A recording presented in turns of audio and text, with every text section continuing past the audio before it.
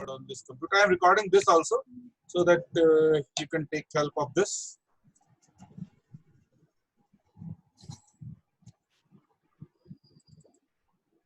Right. So my screen is visible to all of you. Yes, sir.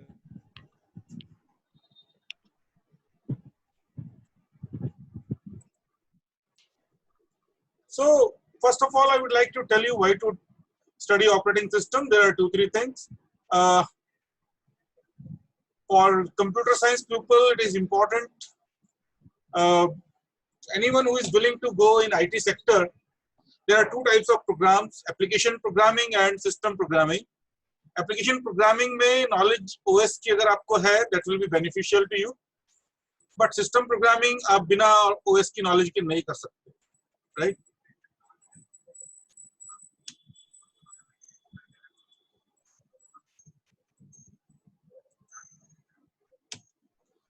So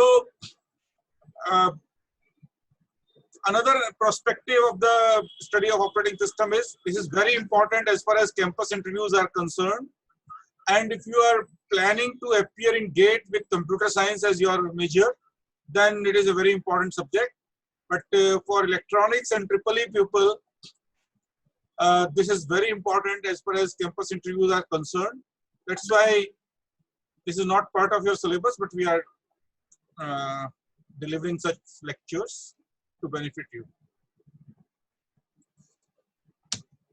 What is an operating system? First of all, if you see, we are एक एक करके लोग ना समस्या यही है.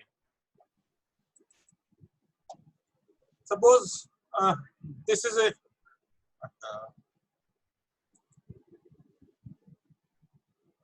we have a user, we have computer, and both does not understand the language of each other. User जो बात करता है वो natural language में बात करता है,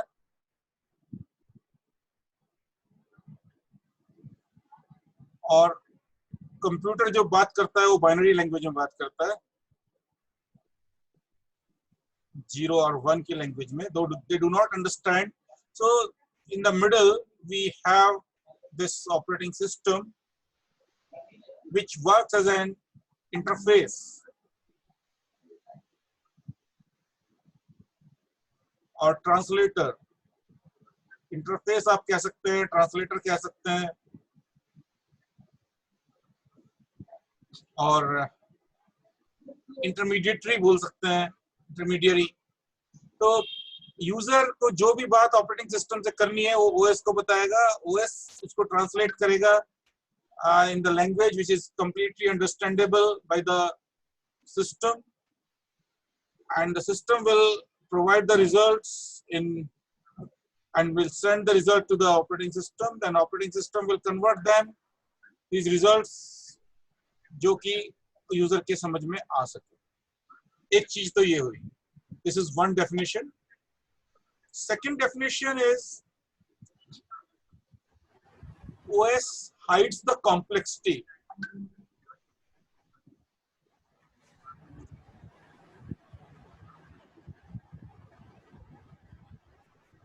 of hardware, right? You know, all the hardware is very complex. Suppose hard disk की हम बात करें, हम operating system को command देते हैं, open this file, right?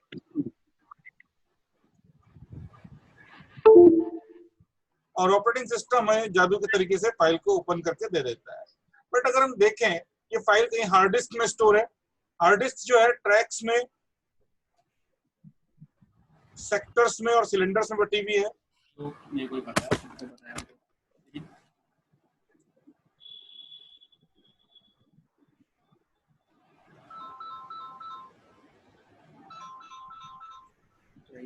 Hello,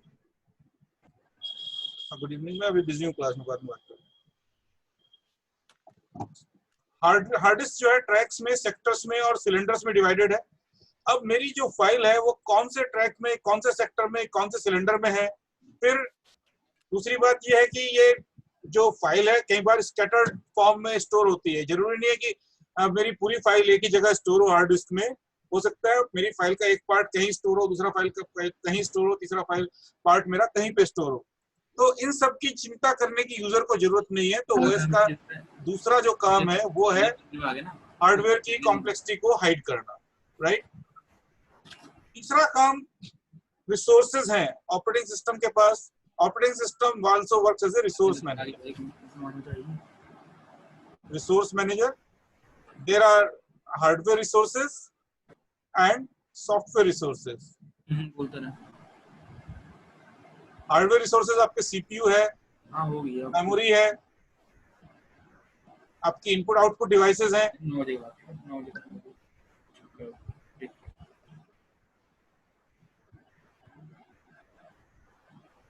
right. और सॉफ्टवेयर रिसोर्सेज में आपके फाइल्स आती हैं, डायरेक्टरीज आती हैं,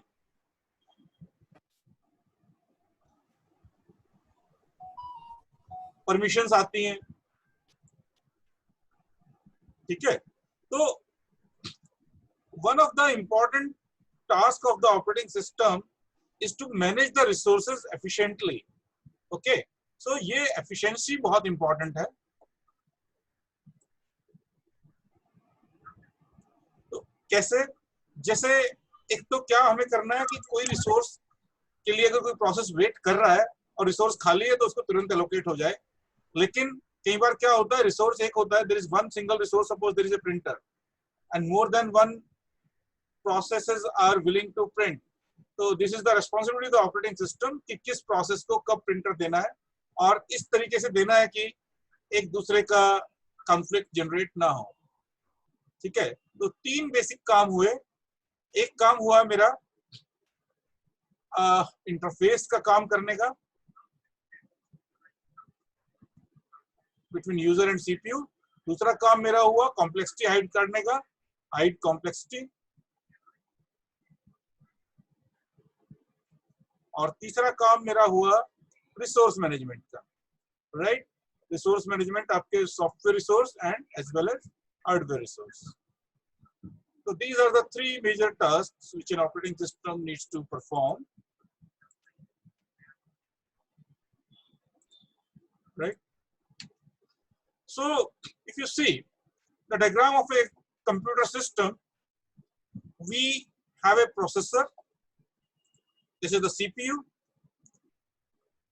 Then this I am talking about the memory.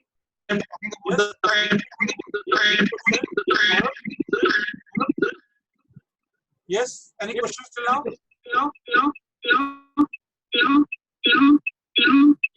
भाई किसी को अपने बंद करो, अपने जिसको सिर्फ क्वेश्चन पूछना है वो पूछ सकता है, बाकी सब म्यूट रखें। मेरी आवाज आ रही है आप लोगों को? Yes sir. ओके, तो सीपीयू मेमोरी की जब मैं बात करता हूं तो ये मेन मेमोरी की बात करते हैं। और then we have disk which is secondary storage, then we have input output devices, and this is basically input output controller. Sometimes we have separate controller, this is a separate controller for each device, sometimes we have a combined. So this is the different components of a modern digital computer.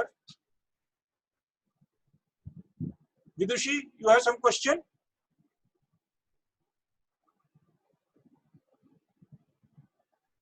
विदुषी आपका है, आपने raise hand किया हुआ है, question हो तो पूछिए, नहीं तो आगे चलते हैं।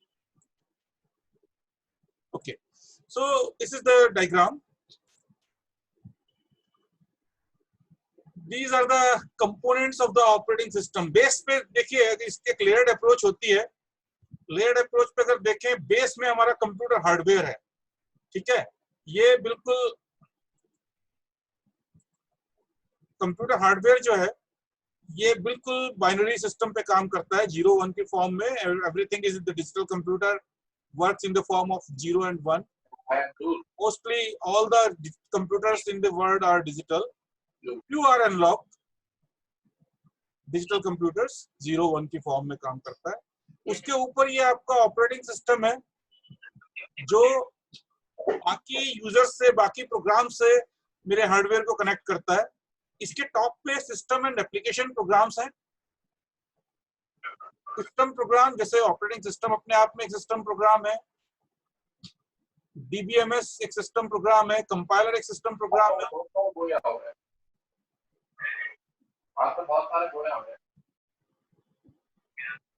असेंबलर एक सिस्टम प्रोग्राम है। What is the difference between system program and application program? System program is a program which helps the user to develop other programs, right? So a program which helps the user to develop other programs is known as system program. An application program is that which has been developed for a specific purpose by the user. और उसके top पे फिर आपके user आते हैं। So this is the layered architecture of the system components.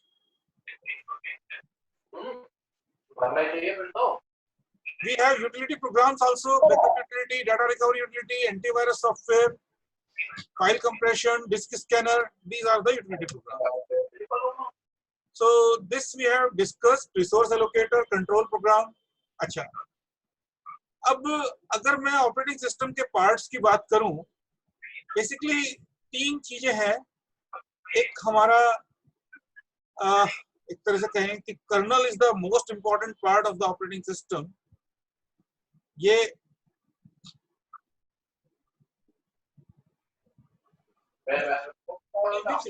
Running all the time. अगर आप Windows की बात करें, विंडोज आपका हार्ड डिस्क में मे बी 10 GB लेता है, बट विंडोज 10 की अगर मैं बात करूं, लेकिन आप 2 GB रैम या 4 GB रैम सिस्टम पे आप विंडोज 10 चला सकते हैं। क्यों? क्योंकि entire Windows 10 need not to be in the main memory all the time, but there is some part of the Windows 10 or any operating system which will remain in the main memory all the time. That part is known as kernel, and this is basically responsible for most important tasks. Kernel is responsible for most important tasks such as CPU scheduling, memory management,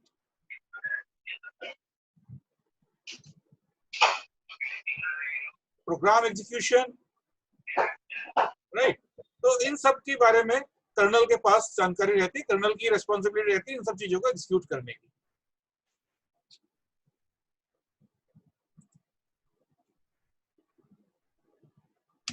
Okay. So initially, when the computer was invented, there was no operating system. First electronic computer was ENIAC, Electronic Numerical Integrator and Calculator, developed around 1945 or for 1945, and there was no operating system, right? And basically, it was a purely manual device, और user जो है programme को manually enter करता था, assembly language में, machine language में manually enter करता था। फिर बहुत कम कंप्यूटर उस टाइम पे दुनिया में थे, और these computers were very costly and their time was very precious. So what happened? Punch cards were the devices. Punch card से हम प्रोग्राम एंटर करते थे, डिवाइसेस, इसमें कि होल बने होते थे। Absence of hole is 0 and absence of hole is 0 and presence of hole is 1। तो इन दिस फॉर्म 0 और 1 की फॉर्म में हम प्रोग्राम को एंटर करते थे, राइट? तो इसमें समस्या क्या आई कि होता ये था कि यूजर आते थे, ये मेरा सीपीयू है, यहाँ पे ऑपरेटर बैठा हुआ है, यहाँ पे यूजर आ रहे हैं, लाइन लगी हुई है यूजर्स की, यूजर 2, यूजर 3, यूजर 4 सब अपना प्रोग्राम ऑपरेटर को सबमिट कर दे रहे हैं। ऑपरेटर वो प्रोग्राम फीड करता है सीपीयू को, और सीपीयू से रिजल्ट आता है, आउटपुट 1, आउटपुट 2, आउटपुट 3, आउटपुट 4। वो सारे ऑपरेटर कलेक्ट कर लेता है, जब यूजर बाद में शाम को आएगा तो उसको उसका आउटपुट मिल जाएगा। इस तरह से ये काम करते थे, राइट। अब इसमें समस्या क्या है कि पहला जो ऑपरेटिंग सिस्टम डेवलप हुआ उसको हम बोलते हैं batch system, that was using batch processing. Batch processing का कॉन्सेप्ट यूज करता था पहला ऑपरेटिंग सिस्टम जो डेवलप हुआ, वो यूज करता था बैच प्रोसेसिंग का कॉन्सेप्ट। मान लिया P1, P2, P3, P4 and P5, these were the processes which comes in this order। तो जो मैनुअल ऑपरेटर था वो इसी ऑर्डर में इसको अप्लाई करेगा। P1 पहले P1 जाएगा, फिर P2 जाएगा, फिर P3 एग्जीक्यूट होगा, फिर P4 एग्जीक्यूट होगा, फिर P5 एग्जीक्यूट होगा। मान लिया P1, P3 and P5 were requiring a similar same file F1। अच्छा, पहले जो कंप्यूटर सिस्टम थे मेमोरी बड़ी लिमिटेड थी, उसमें प्रोसेसिंग पावर भी लिमिटेड थी, मेमोरी भी लिमिटेड थी। आजकल की जो आपके डेस्कटॉप लैपटॉप्स हैं वो तो उस टाइम के मेन फ्रेम्स कंप्यूटर सिस्टम से भी ज्यादा पावरफुल है। तो हुआ ये कि P1 को F1 की जरूरत हुई, फाइल F1 हम मैग्नेटिक मेमोरी होती थी उस टाइम पे, मैग्नेटिक कोर, वहां से उठा के लाए मैग्नेटिक कोर मेमोरी में। फिर P2 जब आया तो इसको हमें बाहर निकालना पड़ा क्योंकि P2 को इसकी जरूरत नहीं थी। फिर P3 आया, इसकी जरूरत फिर पड़ी तो फिर इसको अंदर लेके आए मेमोरी में। फिर P4 एग्जीक्यूट कराने के लिए इसको फिर एग्जिट करना पड़ा और P5 एग्जीक्यूट करने के लिए इसको फिर अंदर लेके आना पड़ा। तो एक बार एक चीज और आप ध्यान रखें, प्रोसेसिंग के मुकाबले input output is always a slow job. Input output is slow in comparison to processing, right. तो हुआ ये कि हमें बहुत सारा टाइम इनपुट आउटपुट में वेस्ट करना पड़ा, और उसमें ये सोचा कि भाई क्यों ना हम P1 और P3, पहले P1 एग्जीक्यूट कर लें, फिर P3 एग्जीक्यूट कर लें, फिर P5 एग्जीक्यूट कर लें, तो हमें F1 को बार बार बाहर निकालना और अंदर लेके नहीं आना पड़ेगा। उसके बाद P2 और P4 को एग्जीक्यूट कर लें, तो ज्यादा लंबा चौड़ा फर्क नहीं पड़ने वाला। थोड़ी सी फेयरनेस कंप्रोमाइज हो रही है, but the word is not fair. ये पहला बैच प्रोसेसिंग सिस्टम बना, राइट। समझ में आया आप लोगों की बैच प्रोसेसिंग क्या होती है? Yes sir. ठीक है, तो आगे चलते हैं। अच्छा, इसमें एक चीज और देखें कि अब दो पार्ट में मेमोरी मेरी डिवाइड हो गई। जितनी भी मेरी मेमोरी थी, एक पार्ट उसको ऑपरेटिंग सिस्टम को दे दिया और दूसरा यूजर प्रोग्राम एरिया। ठीक है, तो आपका ऑपरेटिंग सिस्टम का एरिया अलग है और यूजर का प्रोग्राम एरिया अलग है। तो इसमें यूजर प्रोग्राम आएगा, जो भी प्रोग्राम मेरा होगा एक टाइम पे। अभी तक हम ये मान के चलते हैं कि बैच प्रोसेसिंग सिस्टम में भी एक टाइम में एक ही प्रोग्राम मेमोरी में रह सकता था। एक से ज्यादा प्रोग्राम का कॉन्सेप्ट अभी नहीं आया, वो आगे जाके आएगा, और कैसे हम उसको करेंगे, क्यों जरूरत उसकी पड़ी, उसका बात अभी करते हैं। सो जो सबसे इंपॉर्टेंट कॉन्सेप्ट ऑपरेटिंग सिस्टम की हिस्ट्री में है वो है मल्टी प्रोग्रामिंग का। एक्चुअली अगर कोई भी प्रोग्राम आप देखें, वो दो तरह से चलता है। उसको सीपीयू की जरूरत होती है, फिर आईओ की जरूरत होती है। सीपीयू बर्स्ट,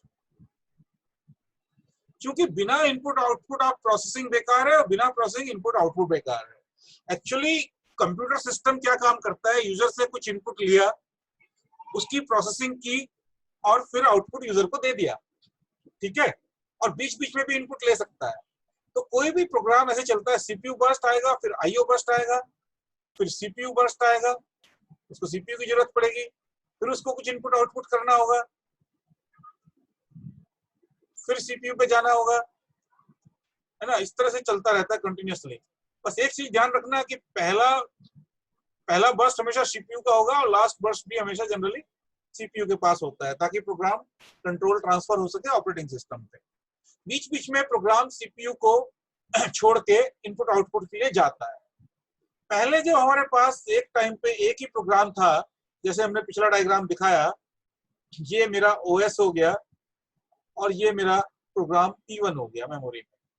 सपोज इसने कुछ देर सीपीयू एग्जीक्यूट किया, उसके बाद इसको इनपुट आउटपुट करना है। अब मेरा सीपीयू खाली बैठा हुआ है क्योंकि ये प्रोग्राम तो इनपुट आउटपुट कर रहा है, और जब इनपुट आउटपुट खत्म कर लेगा तब दोबारा ये अपना सीपीयू एग्जीक्यूशन शुरू करेगा। और जैसा मैंने आपको बताया, सीपीयू वाज वेरी एक्सपेंसिव।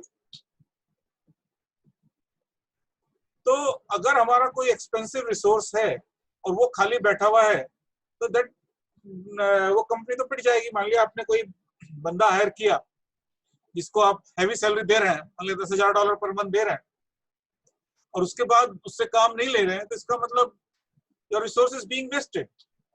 तो हुआ ये कि जब P1 ने सीपीयू जब तक एग्जीक्यूट किया तब तक तो ठीक बात है, जब वो इनपुट आउटपुट के लिए चला गया तब सीपीयू मेरा खाली हो गया। और सीपीयू खाली हो गया तो इस सीपीयू को यूटिलाइज करने के लिए क्या किया जाए ये सोचा गया, और हमने सोचा कि भाई क्यों ना सीपीयू किसी दूसरे प्रोग्राम को दे दी जाए। दूसरे प्रोग्राम को देने के लिए वो प्रोग्राम पहले मेमोरी में होना चाहिए, क्योंकि अगर उसी टाइम पे हम प्रोग्राम को मेमोरी में लाने की कोशिश करेंगे तो ये ऐसा ही होगा जैसे प्यास लगने पे कुआं खोदना, ठीक है ना। इतने हम प्रोग्राम को सेकेंडरी स्टोरेज से मेन मेमोरी में लाते रहेंगे, इतने तो हो सकता है P1 का इनपुट आउटपुट वेट खत्म हो जाए और वो फिर दोबारा से अपना एग्जीक्यूशन शुरू कर दे, ठीक है ना। तो हमने क्या कहा कि भाई more than one programs may be in the main memory at one point. More than one programs in memory. Main memory में हम प्रोग्राम लेके रख लेते हैं पहले से ही, सेकेंडरी स्टोरेज से हमने ट्रांसफर कर लिए। जैसे यहाँ पे जॉब 1 है, जॉब 2 है, जॉब 3 है, जॉब 4 है, ठीक है। अब पहले मान लिया सीपीयू हमने जॉब 1 को दिया, जॉब 1 ने सीपीयू अपना एग्जीक्यूट किया। उसके बाद जब ये इनपुट आउटपुट के लिए गया तो ऑपरेटिंग सिस्टम को पता लगेगा कि okay this process has gone for the input output. ये कहेगा मेरे पास जॉब 2, जॉब 3, जॉब 4 ये 3 प्रोसेसेस अवेलेबल हैं, इनमें से किसी एक को सेलेक्ट करके, मान लिया जॉब 3 को सेलेक्ट किया। There are CPU scheduling algorithms, उनकी हम जिक्र बाद में करेंगे। तो मान लिया इसने जॉब 3 को सेलेक्ट सीपीयू दे दिया, तो ये अपना बस सीपीयू एग्जीक्यूशन इसमें शुरू कर दिया। तो जो मेरा सीपीयू पहले खाली बैठा था अब वो जॉब 3 को एग्जीक्यूट कर रहा है और मेरा सीपीयू यूटिलाइजेशन बढ़ जाएगा, जो कि मेरा कॉस्टली रिसोर्स है, राइट। अब थोड़ी देर बाद ये इनपुट आउटपुट खत्म कर लेगा अपना, ये भी आके यहाँ पे लग जाएगा क्यू में कि भैया मुझे भी सीपीयू चाहिए।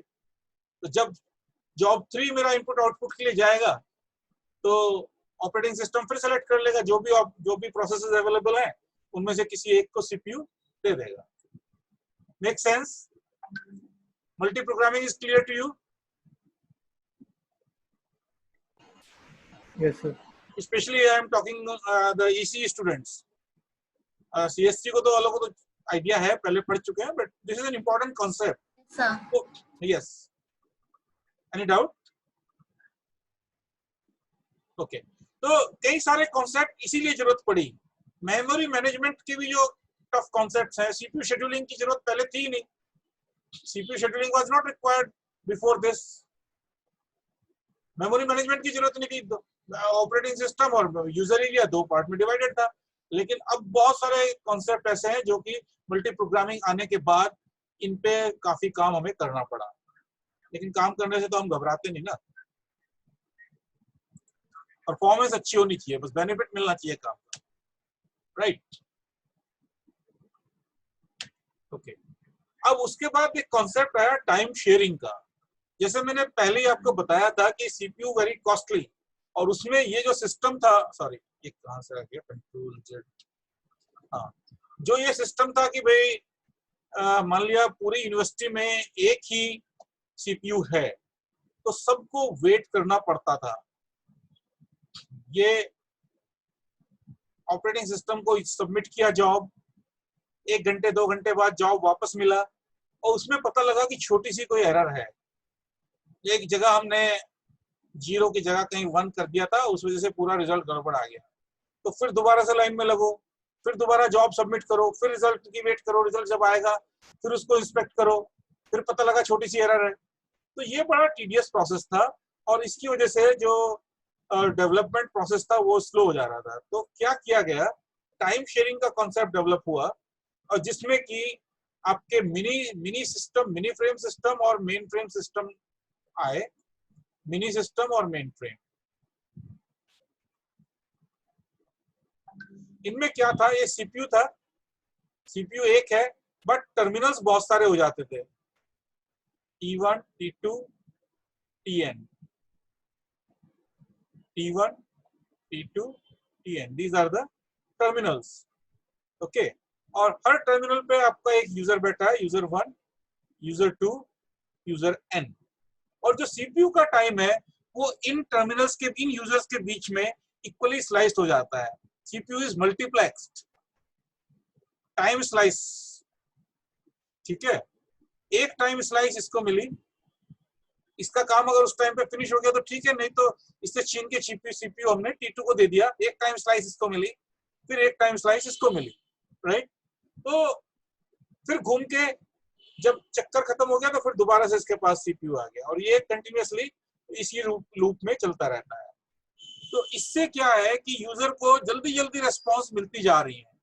और अगर हम देखें, मतलब यूजर के पास कीबोर्ड है, माउस है, एक नेटवर्क के थ्रू वो सीपीयू के साथ जुड़ा हुआ है, हार्ड डिस्क और मेमोरी सारी मेरे पास यहाँ पे, हार्ड डिस्क यहाँ पे है HDD, मेरी सीपीयू यहाँ पे है, मेरी मेन मेमोरी यहाँ पे है, यहाँ पे है कीबोर्ड और माउस तो उस टाइम पे नहीं थे, मॉनिटर यहाँ पे है मेरा, कीबोर्ड और मॉनिटर यहाँ पे सब लगा हुआ है, और ये एक नेटवर्क के थ्रू यहाँ पे मेरा ये नेटवर्क है, ओके? तो इस तरह का सिस्टम बन गया, और इसमें जो कॉन्सेप्ट आया वो टाइम शेयरिंग का आया।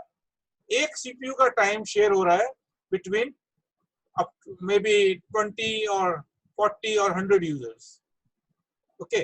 और इतना जल्दी जल्दी टाइम चेंज हो रहा है, टाइम स्लाइस इतना जल्दी जल्दी वापस मिल जा रहा है कि यूजर ये सोचता है कि I am the sole owner of the, user thinks I am the sole owner of the CPU.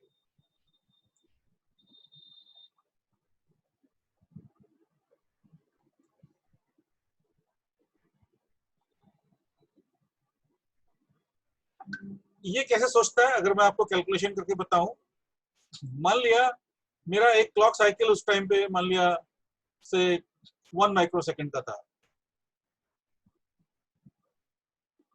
और सपोज 10 यूजर्स वर कनेक्टेड, राइट?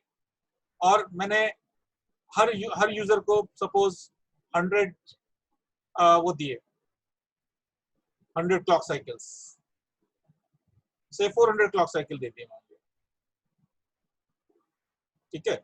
तो 400 into 10, after 4000 clock cycles I will get back my CPU।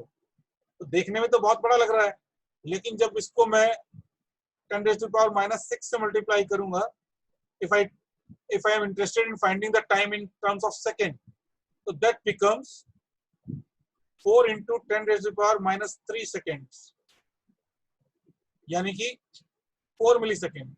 Her 4 millisecond के बाद CPU वापस मेरे पास आ जा रहा है। तो आप ये सोचेंगे कि 4 मिलीसेकेंड तो कंप्यूटर के लिए तो बहुत कुछ है, वो 10 यूजर को 400 क्लॉक साइकिल सप्लाई कर पा रहा है, लेकिन अगर मैं एज ए ह्यूमन सोचूं, मेरे लिए 4 मिलीसेकेंड का टाइम इंटरवल जो है वो बहुत छोटा है, और अगर हर 4 मिलीसेकेंड बाद मुझे कोई चीज वापस मिल जा रही है तो मैं तो ये सोचूंगा भाई I am the sole owner of this, right? So this is basically the concept of time sharing, which is very important, which was very important at that point of time। अब थोड़ा सा कम हो गया क्योंकि डेस्कटॉप सिस्टम आ गए, laptop आ गए और distributed systems आ गए। Now the concept of parallel systems came into picture. अभी तक जो हम बात कर रहे थे देयर वाज सिंगल सीपीयू। अच्छा, टाइम शेयरिंग समझ में आया आप लोगों की? हाँ जी सर। ठीक है। सिमरजोत सिंह, आप ईसी से हैं कि सीएससी से हैं? CS sir. सीएस से हैं, तो मुझे कोई ईसी का बंदा जो भी रेस्पॉन्ड कर सके वो भी मुझे चाहिए, ईसी या ट्रिपल ई से।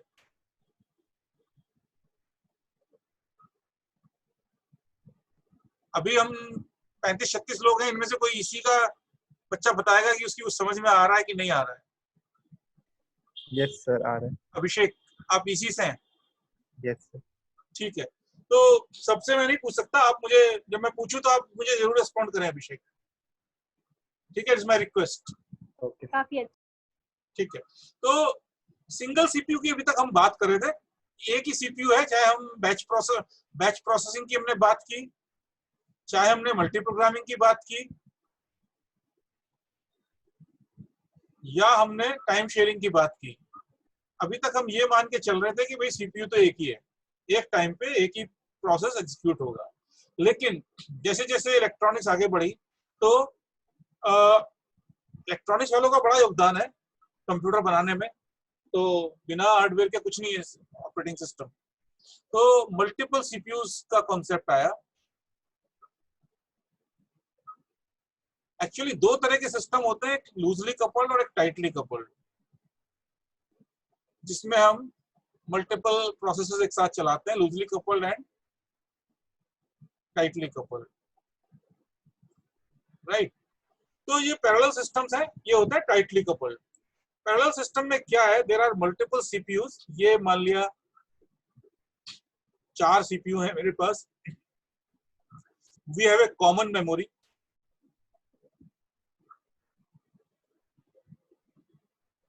we may have common input output devices,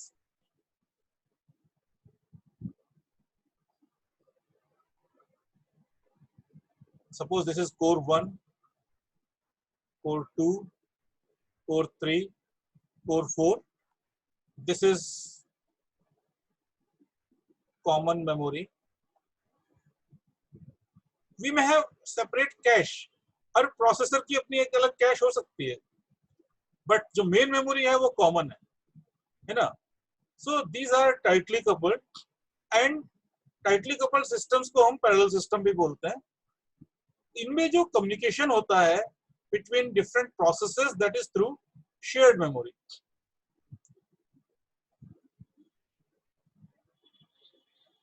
क्योंकि बिना कम्युनिकेशन के तो फिर कोलैबोरेशन नहीं हो सकता, communication through shared memory.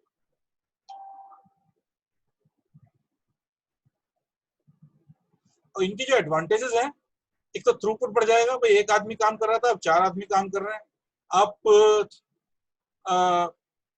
Pentium 5 पे काम करें, आप i5 पे काम करें, आपको ऑब्वियसली फर्क समझ में आएगा, है ना। क्वाड कोर पे काम करो आप, तो यहाँ पे 4 कोर्स हैं आपके पास, यहाँ पे आपके पास 1 कोर है, बढ़ जाएगा।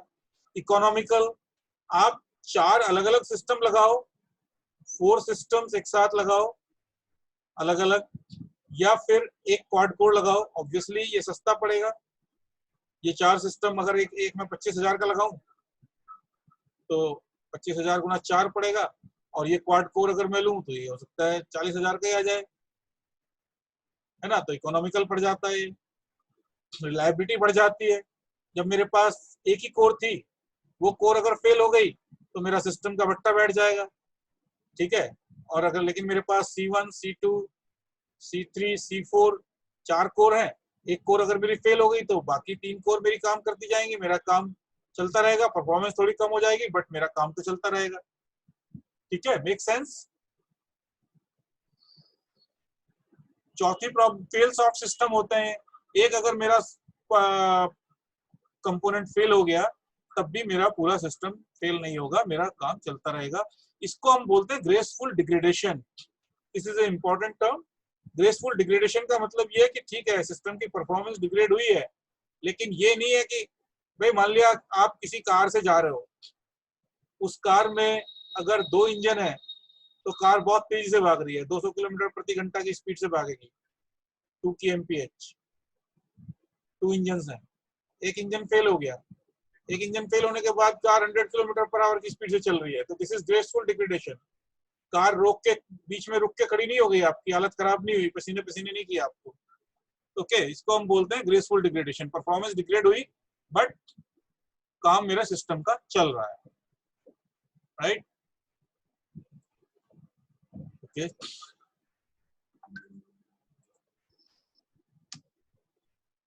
फिर इसमें 2 तरह के होते हैं, एक सिमेट्रिक मल्टी प्रोसेसिंग और एक एसिमेट्रिक मल्टी प्रोसेसिंग। सर एक बार थ्रूपुट वाला बता देते।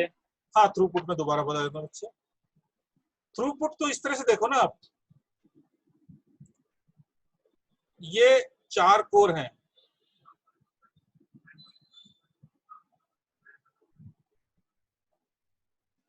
C1, C2, C3, C4।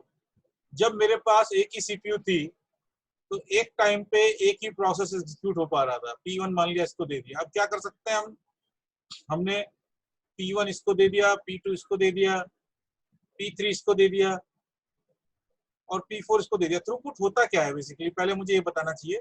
Throughput is the number of processes executed per unit time.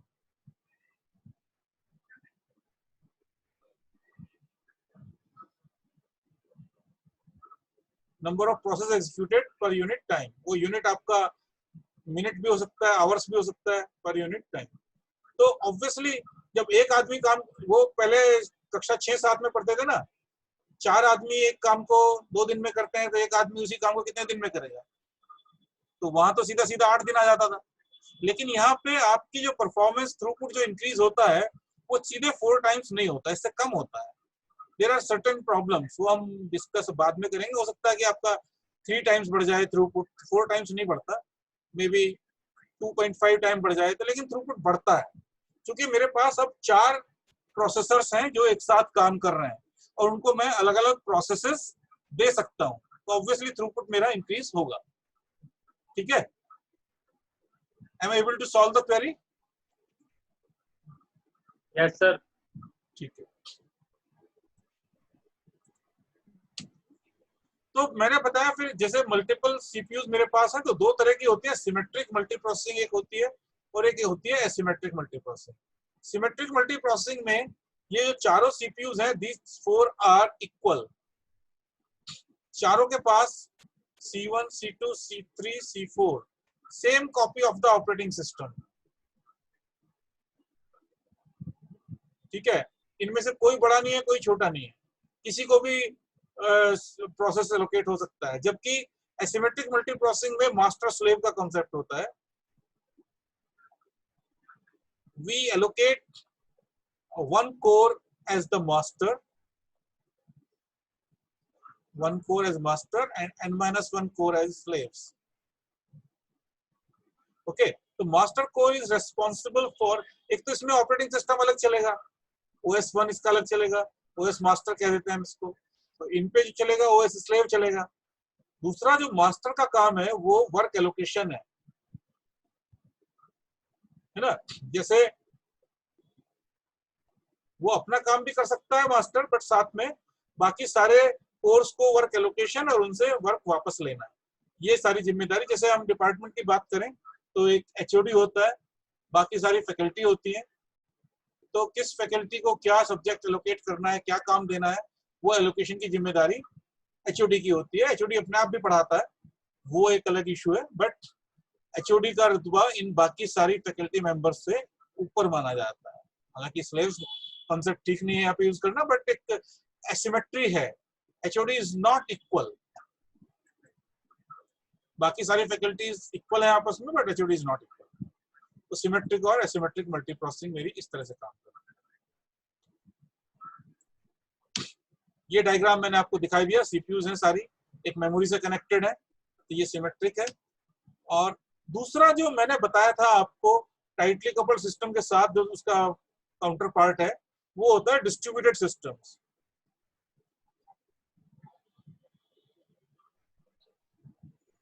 Right, so distributed systems की क्या कैटेगरी, एक तो ये इंडिपेंडेंट सिस्टम्स है, ये इंडिपेंडेंटली भी काम कर सकते हैं। अगर मैं कहूं कि भाई मेरा ये प्रोसेसर है multi core C1, C2, C3, C4, तो मैं ये नहीं मान सकता कि मेरे पास 4 सिस्टम अवेलेबल हैं। नहीं, सिस्टम तो एक ही है, उसके अंदर 4 कोर्स हैं। लेकिन अगर मैं डिस्ट्रीब्यूटेड सिस्टम की बात करूं तो ये इंडिपेंडेंट सिस्टम की तरह से काम करते हैं और ये नेटवर्क के थ्रू आपस में जुड़े होते हैं। ये नेटवर्क के थ्रू जुड़े होते हैं, इसमें भी लाइक दिस।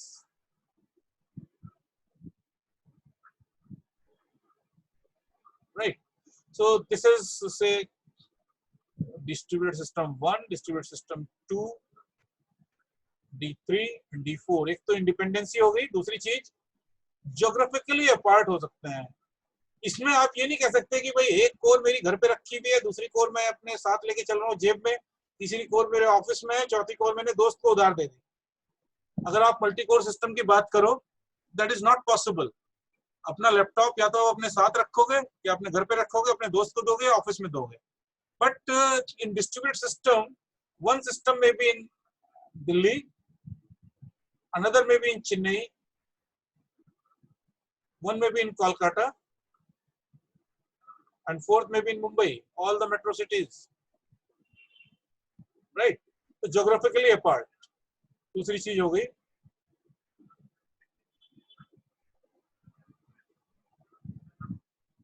तीसरी, इनमें कॉमन मेमोरी नहीं है। They do not share a common memory or common clock. Do not share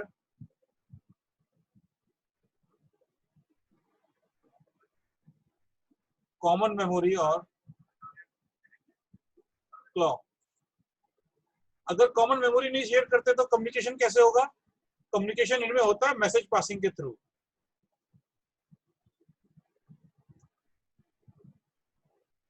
right, message passing के थ्रू एक दूसरे को मैसेज पास करते हैं नेटवर्क पे, उसकी हेल्प से कम्युनिकेशन होता है। Now what are their advantages? एक एडवांटेज है रिसोर्स शेयरिंग। मान लिया मेरे पास एक डेटाबेस है, मेरी एक कंपनी है, मेरे चारों मेट्रोज में ऑफिसेज हैं, तो डेटाबेस की 4 कॉपी रखने की जगह मैं एक जगह रखूंगा और ये डेटाबेस मेरा चारों के साथ शेयर हो जाएगा। चारों ऑफिसेज के साथ ये डेटाबेस मेरा शेयर हो जाएगा। मान लिया ये this is shared between all the 4 offices. I can have a one network printer connected to all the systems of my institution and that may be shared. Computational speed up, load sharing, I can share the load. एक complex application है, मैंने उसको बोल दिया भैया कुछ part ये करेगा, कुछ पार्ट ये करेगा, कुछ पार्ट ये करेगा और कुछ पार्ट ये करेगा। रिलायबिलिटी इन द सेंस कि अगर ये सिस्टम फेल हो गया, मान लिया दिल्ली वाला सिस्टम फेल हो गया, तो I can transfer all the loads to this system. अब सारे काम दिल्ली वाले भी मेरा मुंबई वाला सिस्टम करेगा। ये मुंबई था, मान लिया चेन्नई था, कोलकाता। फिर कम्युनिकेशन के लिए भी यूज होता है। मान लिया दिल्ली में कोई एम्प्लॉय बैठा हुआ है, उसको कलकत्ता कुछ डेटा भेजना है, तो that can be transferred with the help of this communication. आपस में इनका कम्युनिकेशन नेटवर्क की हेल्प से। तो these are the advantages, right? Difference between parallel systems and distributed systems, tightly coupled, loosely coupled, is clear to all of you.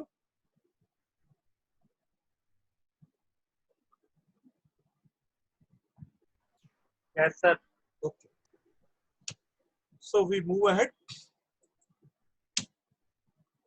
Distributed systems में आपका LAN भी आता है, WAN भी आता है, MAN भी आता है। MAN medium area metropolitan area network होता है।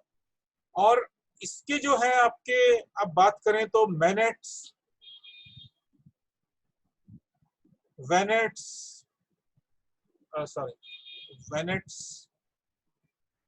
Sensor network, wireless sensor network, cellular network, cloud, peer to peer, client server,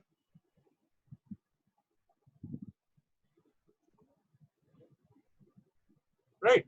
All these are basically example of distributed system.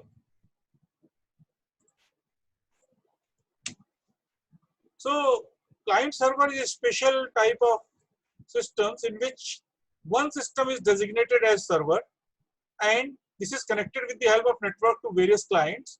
Clients send, generally क्या होता है, client request भेजेगा server को, ये request आई और server उस रिक्वेस्ट को प्रोसेस करेगा और वापस रिजल्ट भेजेगा क्लाइंट को in the form of a response, है ना?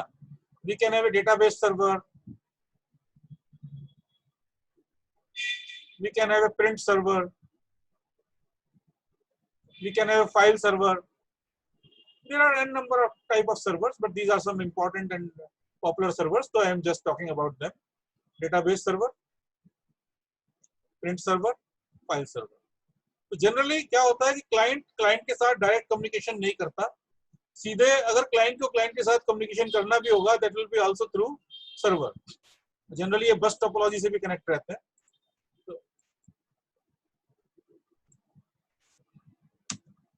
देन क्लस्टरिंग हम कर लेते हैं कई बार। डिस्ट्रीब्यूटेड सिस्टम का एक पार्ट है क्लस्टरिंग। क्लस्टरिंग में जाने की जरूरत नहीं है, हम आगे चलते हैं रियल टाइम सिस्टम से, विच इज इंपॉर्टेंट। तो बेसिकली रियल टाइम सिस्टम कैसे काम करता है, इसमें इंपॉर्टेंस है डेडलाइन की। Timings are very critical.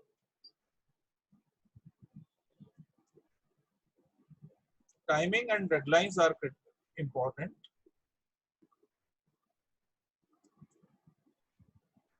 Right. So this is basically devised for dedicated application for control device. जैसे मेडिकल इमेजिंग पे आप कुछ काम कर रहे हैं, आपके बेसिकली एम्बेडेड सिस्टम्स में ज्यादा ये काम आते हैं।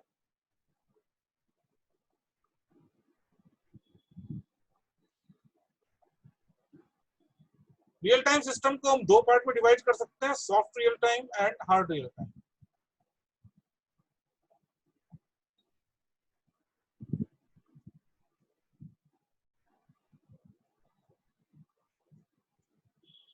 सॉफ्ट रियल टाइम सिस्टम्स, सबसे पहले मैं हार्ड रियल टाइम सिस्टम्स की बात करता हूं। इसमें अगर मेरा सिस्टम डेडलाइन मीट करने में सक्सेसफुल नहीं हुआ तो कैटास्ट्रॉफिक फेल्योर होगी, सिस्टम मेरा बैठ जाएगा और he cannot afford to miss the deadline, cannot afford। जैसे क्या कहें, मैं कहता हूं कि मान लिया कोई न्यूक्लियर पावर प्लांट है जिसका कि टेम्परेचर हमें मेंटेन करके रखना है, और टेम्परेचर एक लिमिट से जाते ही with in say 2 millisecond we have to switch on the air conditioner so that the temperature comes down. Otherwise, if the temperature goes beyond a limit, the chain reaction may start, which may be very hazardous. तो operating system, जो भी system वहाँ पे control system लगा हुआ है जो temperature monitor कर रहा है, टेम्परेचर मॉनिटर करने के बाद कोई एक रिले लगी हुई है जिससे कि एसी का स्विच ऑन होना है, तो वो सब डिले जो है मुझे 2 मिलीसेकंड से कम रखनी है।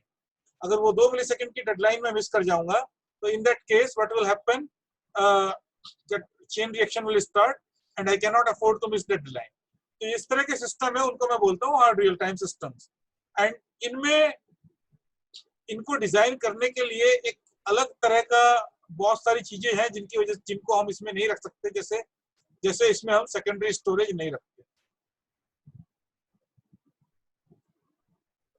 सेकेंडरी स्टोरेज बहुत स्लो कर देती है सिस्टम को, ठीक है। और इसमें जो मैं डेटा स्टोर करता हूँ वो रैम में स्टोर करूंगा, या जो परमानेंट डेटा है वो मैं रोम में स्टोर करता हूँ। ROM is also read-only memory, which is very fast. So the data is stored either in RAM or ROM. So secondly, इसमें मेरी जो प्रायोरिटी शेड्यूलिंग होती है और जो क्रिटिकल टास्क हैं उनको हाई प्रायोरिटी दी जाती है। Critical task are given high priority.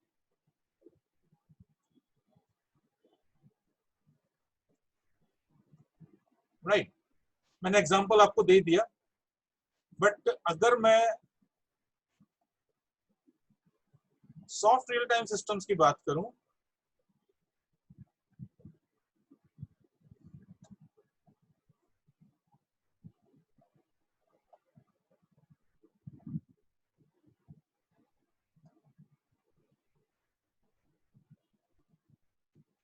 Okay,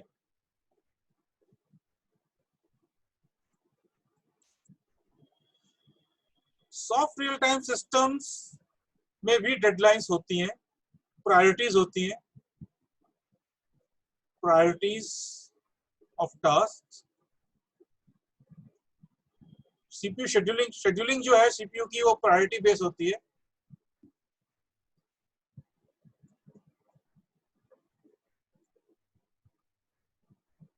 But that we try to meet as much deadline as possible.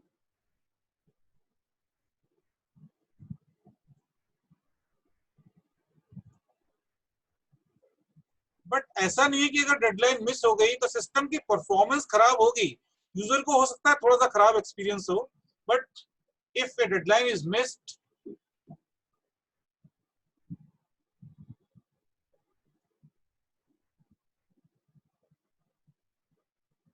Performance degrades, but catastrophic failure नहीं है।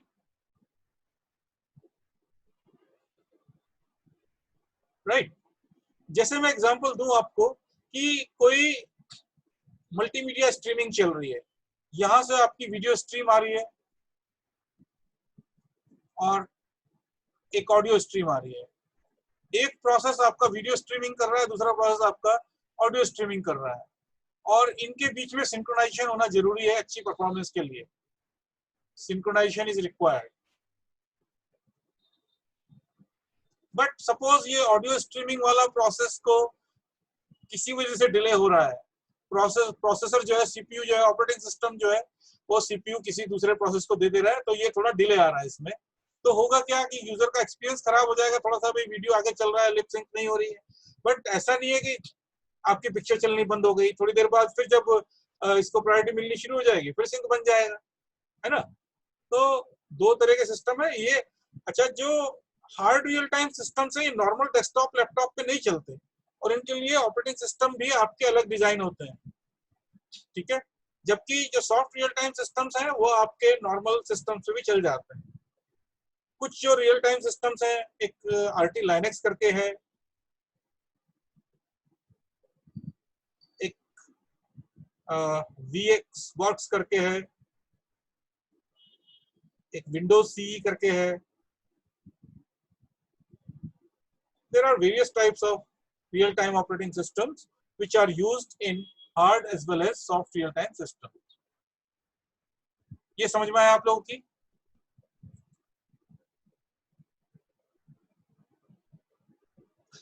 आपकी रिस्पॉन्स आएगी तो मैं आगे बढ़ूंगा। Yes sir. Yes sir. आगे चलते हैं।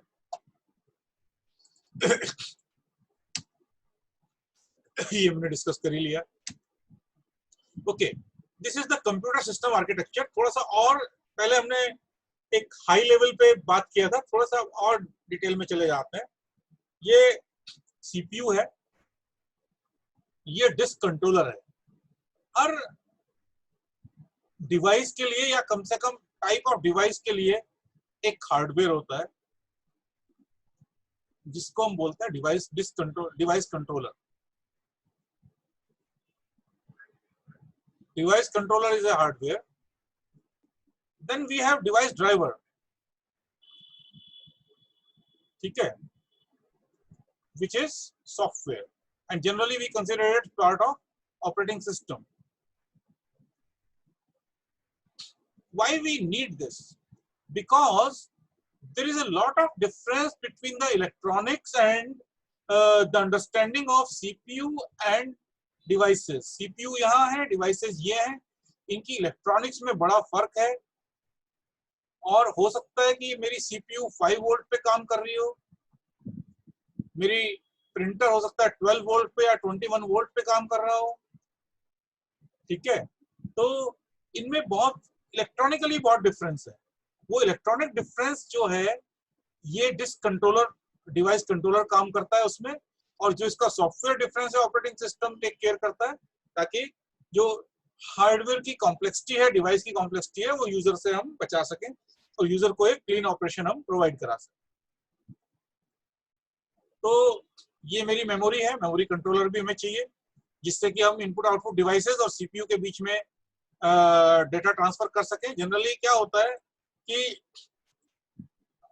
मेमोरी और इनपुट आउटपुट डिवाइसेस के बीच में डेटा ट्रांसफर फ्रीक्वेंटली होता है। There is frequent data transfer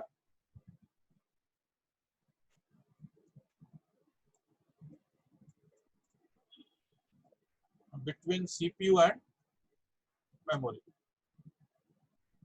right. ठीक है, तो अब हम इसको आगे चलते हैं।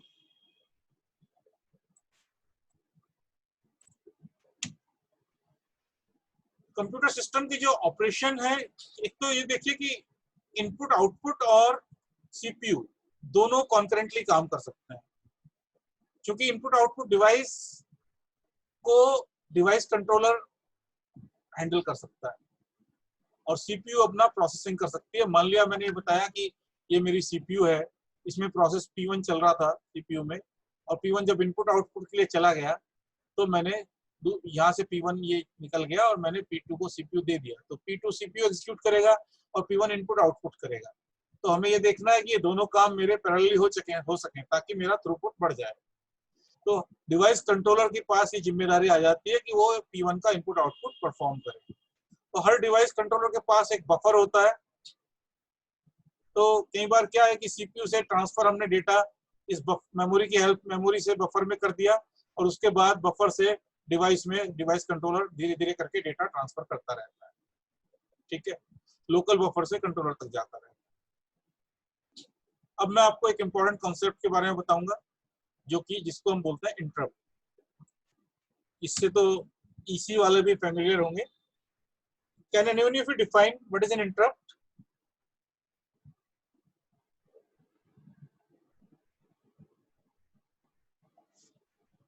एक्चुअली मैं जैसे क्लास पढ़ा रहा हूं, अभी मेरी डोरबेल बज जाए तो मैं जाके गेट खोलूंगा।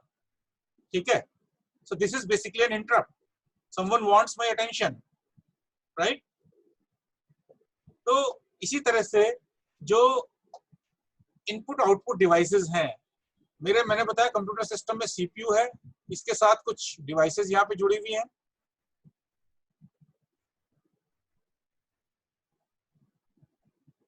D1, D2, DN, this is my CPU. तो बेसिकली जैसे मैंने बताया कि time to time these devices wants the attention of CPU. Devices wants attention of CPU.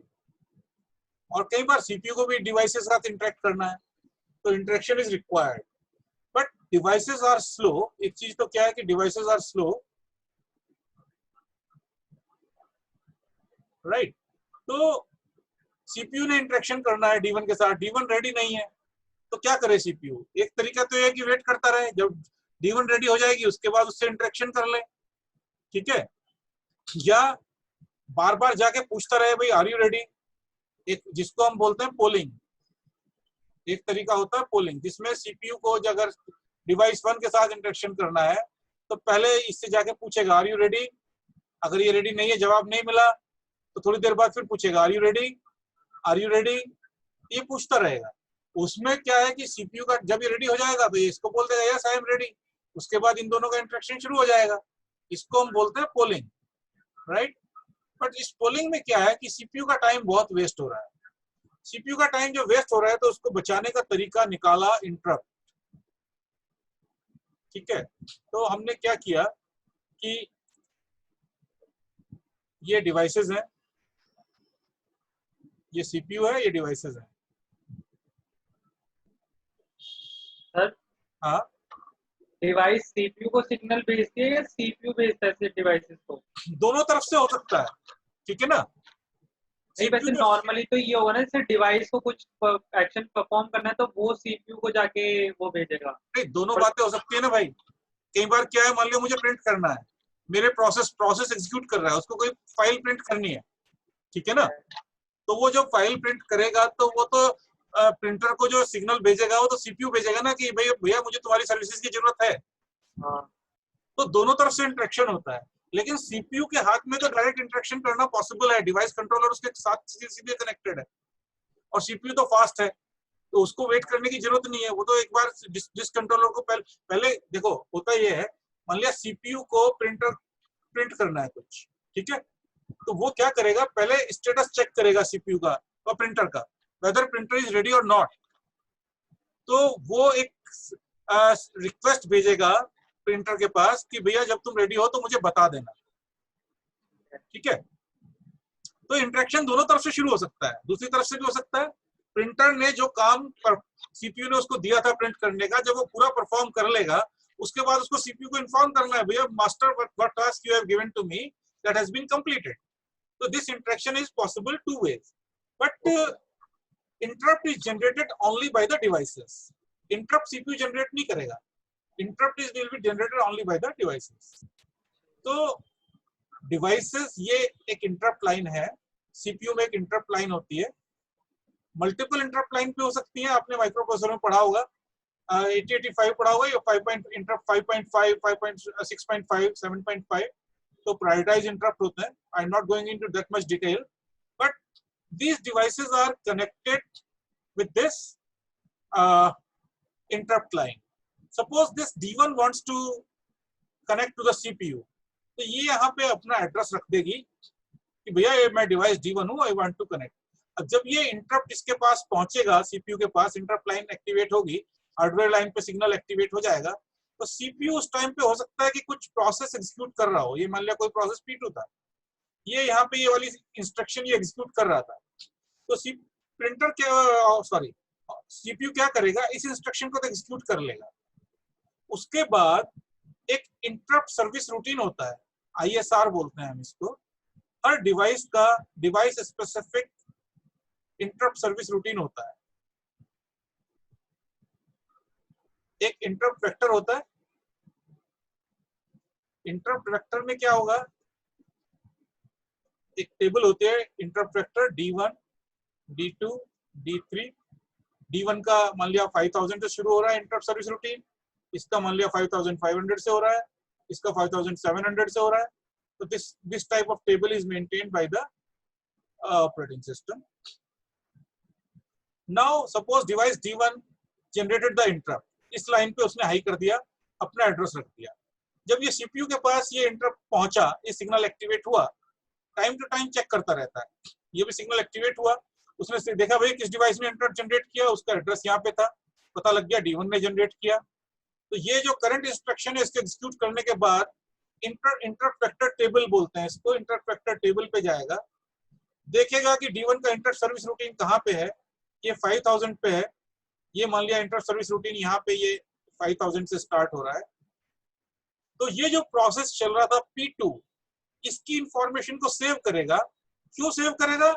क्योंकि जब ये इंटर सर्विस रूटीन सर्व करने के बाद फिर वापस यहाँ से एग्जीक्यूशन स्टार्ट करना है।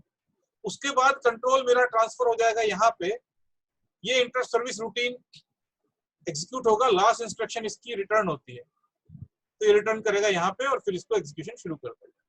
तो इस तरह से मेरा इंटरप्ट काम करता है। और इसका बेनिफिट मेरा ये हुआ कि मुझे सीपीयू को बार बार पूछना नहीं पड़ रहा कि भाई डिवाइस आप रेडी हो कि नहीं हो, डिवाइस आप रेडी हो कि नहीं हो। डिवाइस जब रेडी होगी वो खुद बता देगा। ठीक है, अब बताएं इंटरप्ट का कॉन्सेप्ट समझ में आया आपकी? Yes sir. इंटरप्ट दो तरह के होते हैं, hardware interrupts and software interrupts. Hardware interrupt जैसे मैंने बताया कि डिवाइसेस जनरेट करती हैं। सॉफ्टवेयर इंटरप्ट जनरली एक्सेप्शंस होते हैं, और ये एक्सेप्शंस किस तरह के होते हैं? जैसे एक एक्सेप्शन है divide by zero.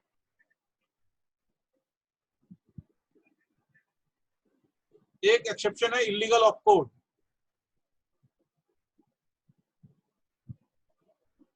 Divide by zero मान लिया कहीं आपने a is equal to b by c लिखा हुआ है, somehow the value of c becomes 0, तो what will be the value of a? Infinite। उसको कहाँ स्टोर करेगा? तो एरर है। उसके करस्पॉन्डिंग फिर ऑपरेटिंग सिस्टम प्रोग्राम को टर्मिनेट करके डिवाइड बाय जीरो एरर आपको डिस्प्ले कर देता है। कई बार आपके प्रोग्राम में आता होगा डिवाइड बाय जीरो एरर।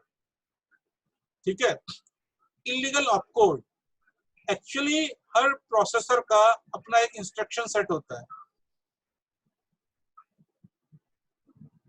अच्छा, ऑपरेटिंग सिस्टम सीखने के लिए आपको कंप्यूटर आर्किटेक्चर आना बहुत जरूरी है, उसके बिना आप ऑपरेटिंग सिस्टम नहीं सीख सकते। तो इंस्ट्रक्शन सेट होता है। इंस्ट्रक्शन सेट में क्या होता है, उसका एक आपको एक मान लिया इंस्ट्रक्शन ऐड है, एक मान लिया डिव है, सब है, इनका एक ऑपकोड होता है depending upon the machine to machine, that can be an 8-bit opcode. मान लिया इसका 40H है, इसका 42H है, इसका A3H है।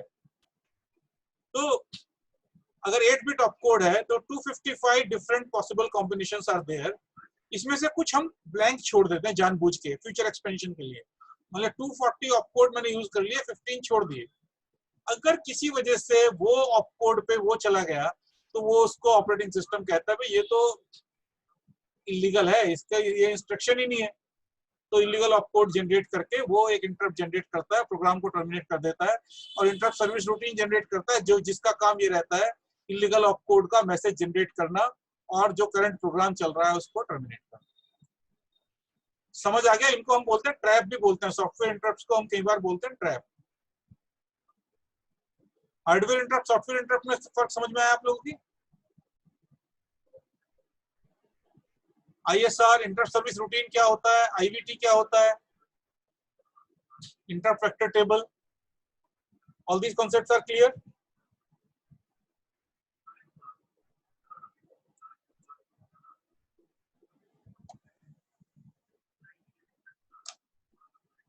Yes or no? कोई नहीं है, सब चले गए? Yes Yes, sir. sir. Yes, sir. ठीक है, तो 4 मिनट का ब्रेक लेते हैं, 8:10 पे शुरू करेंगे फिर।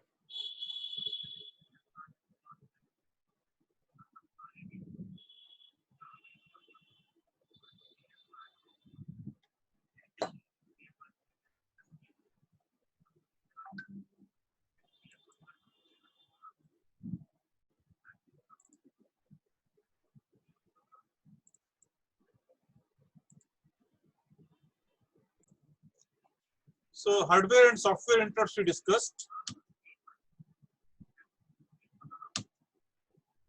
IO structure is not that much important, but DMA is important. Basically, अगर मैं ये कहूँ कि ये CPU है,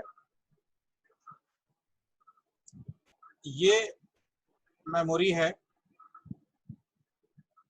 और यहाँ पे मेरी इनपुट आउटपुट डिवाइसेस हैं. Generally, the data transfer takes place between memory and input output devices, right? Whether we want to transfer a program from HDD to memory,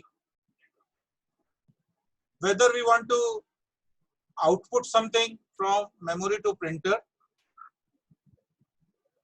generally there is a communication between memory and input output devices, and this communication CPU is involved. CPU will be required. Suppose I want to print a output, I will require CPU for that purpose. Suppose, and generally what happens, a large number of bytes, say 4000 bytes have to be transferred from memory to HDD or HDD to memory. In that case, for every byte, if CPU will be involved, that will kill a lot of time of the CPU.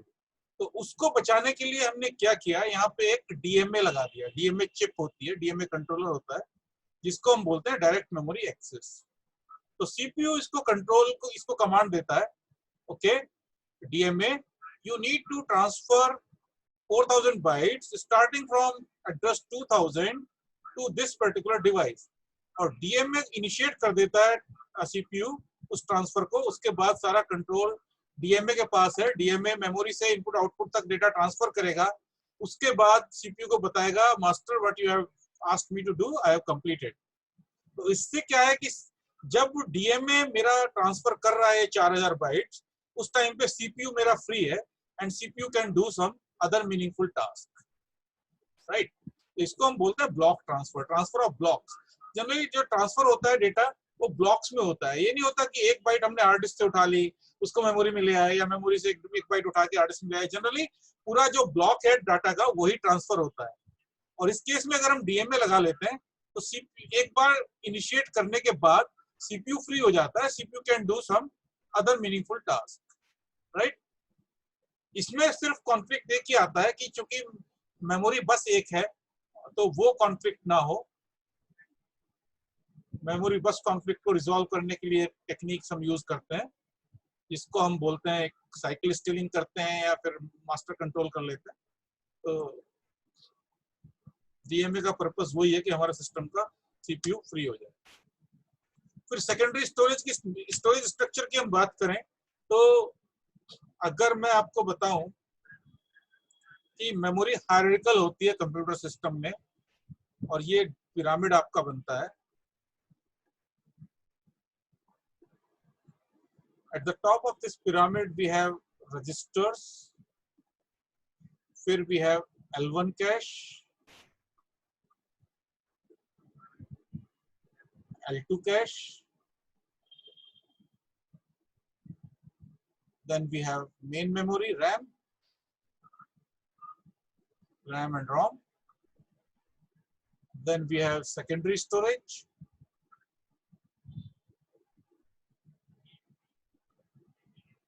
HDD, and then we have tertiary storage, tapes.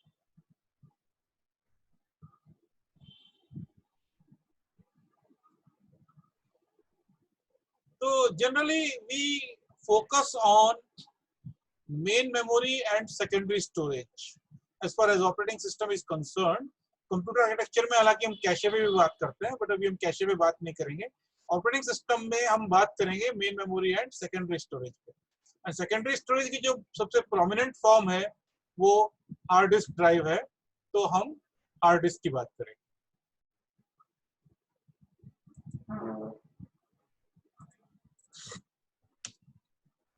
Hard disk की जो structure है वो इस तरह से काम करती है.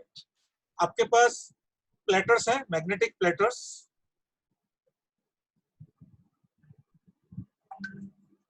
These are plastic plates covered with some magnetic material, right? Or these are divided into tracks and sectors. हर जो प्लेटर है वो ट्रैक्स में और सेक्टर्स में डिवाइडेड है. ये एक ट्रैक इस तरह से देखिए, ये एक प्लेटर है आपका.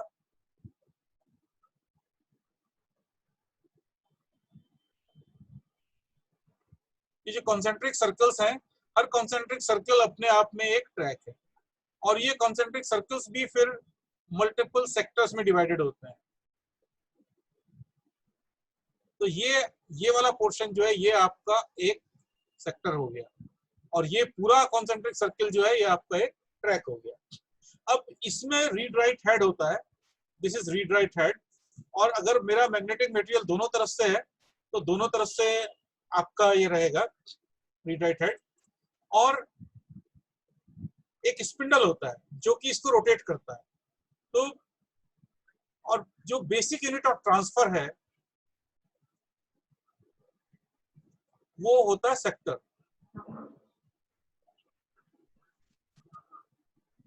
Basic unit of transfer is sector. तो हम क्या करते हैं, हमें पर्टिकुलर सेक्टर को रीड करना है तो दो तरह से मूवमेंट करना पड़ेगा. अच्छा, इसमें एक सिलेंडर भी होता है. जितने ट्रैक्स हैं, track number 2 of each platter together make cylinder number 2. तो हमें तीन चीज अगर पता हो कि मेरा प्लेटर नंबर क्या है, कौन से प्लेटर पे मैं बात कर रहा हूँ, कौन से सिलेंडर पे मैं बात कर रहा हूँ, और कौन से सेक्टर पे मैं बात कर रहा हूँ, तो I will be able to locate my sector. और इसको रीड राइट हेड के नीचे लाना पड़ेगा, तब जाके मेरी रीडिंग स्टार्ट होगी. इसके लिए दो काम करने पड़ेंगे. एक तो स्पिंडल को रोटेट करना पड़ेगा ताकि वो पर्टिकुलर सेक्टर मेरा नीचे आ जाए. दूसरा, मुझे रीड राइट हेड स्पिंडल को रोटेट करना पड़ेगा, स्पिंडल रोटेशन. इसमें जो टाइम लगता है उसको हम बोलते हैं रोटेशन लेटेंसी.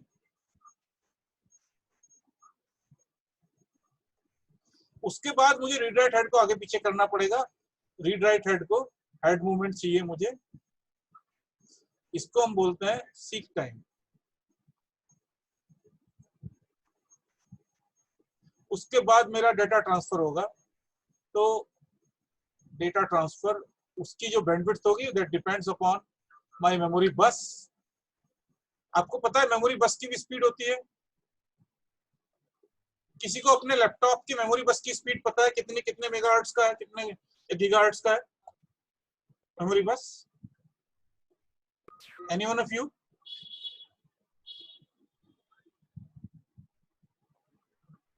जनरली देखेंगे ना तो हो सकता है 500 मेगाहर्ट्ज या 700 मेगाहर्ट्ज का हो.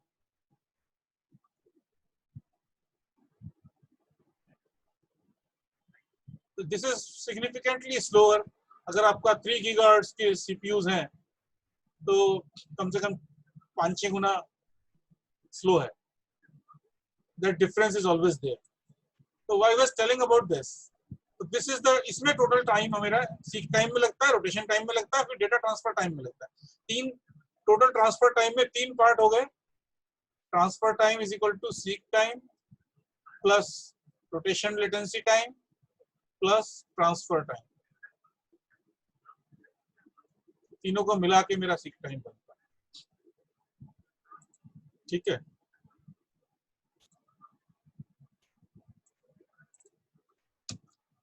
स्टोरेज हायरार्की मैंने बात की, ये है हमारी storage hierarchy.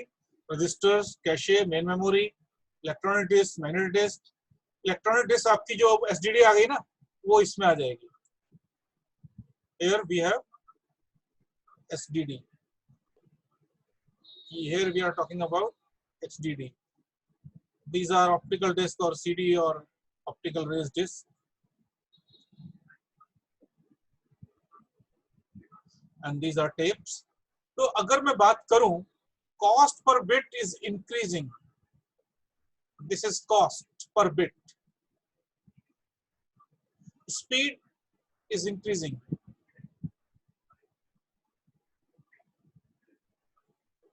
Size is decreasing. Right? Registers बहुत कॉस्टली पड़ते हैं क्योंकि ये सीपीयू के अंदर है, तो सीपीयू का साइज बहुत छोटा है, उसमें अगर हम ज्यादा रजिस्टर को स्पेस दे देंगे तो बाकी प्रोसेसिंग मेरी कमजोर हो जाएगी। कैशे भी कॉस्टली होगी आपकी। रजिस्टर्स की जो संख्या है, अगर मैं साइज की बात करूं, आपके पास 64 रजिस्टर्स होंगे या 128 होंगे या ज्यादा से ज्यादा होंगे तो 256 होंगे। कैशे आपकी 2 MB 4 MB कैशे होगी। मेन मेमोरी की बात करूं तो आपकी 4 GB 8 GB होगी। इलेक्ट्रॉनिक डिवाइस की बात करूं, एसडीडी की बात करूं तो हो सकता है कि 128 GB हो, 256 GB हो, ये 1 TB 2 TB होगी, है ना। ऑप्टिकल डिस्क भी आप, ऑप्टिकल रे वाली डिस्क भी आपकी हो सकता है 1 TB की हो जाए। मैंने टेप्स में आपकी पेटाबाइट्स तक चली जाती है, बट इनमें बहुत स्लो होती है। अगर आप स्पीड की बात करें तो registers, we are able to access the data from the registers in 1 clock cycle.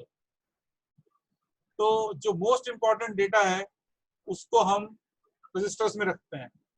उसके बाद फिर कैशे आती है, ये 4-5 क्लॉक साइकिल में मेरा काम हो जाता है। यहाँ पे 7-8 क्लॉक साइकिल लगते हैं और ये तो फिर मिली सेकेंड्स में डेटा चला जाता है। तो because of this hierarchical nature, जो सबसे इंपॉर्टेंट डेटा है उसको हम रजिस्टर्स में रखते हैं, उससे कम इंपॉर्टेंट को कैशे में रखते हैं, उससे कम इंपॉर्टेंट को मेन मेमोरी में रखते हैं, और इस तरह से हम पूरी हायरार्की को फॉलो करते हैं। We are able to get a good price oblique performance ratio. कितना पैसा खर्च करके कितना मजा आ रहा है, ये इंपॉर्टेंट है। और एक इंजीनियर को हमेशा इस चीज का ध्यान रखना चाहिए कि फालतू का पैसा खर्च नहीं करना। एक scientist need not to worry about the budget, but engineer has to worry about the budget and what I am gaining by spending what. आप बताएं, स्टोरेज हायरार्की आपकी समझ में आई आप लोगों के? Yes sir. ठीक है।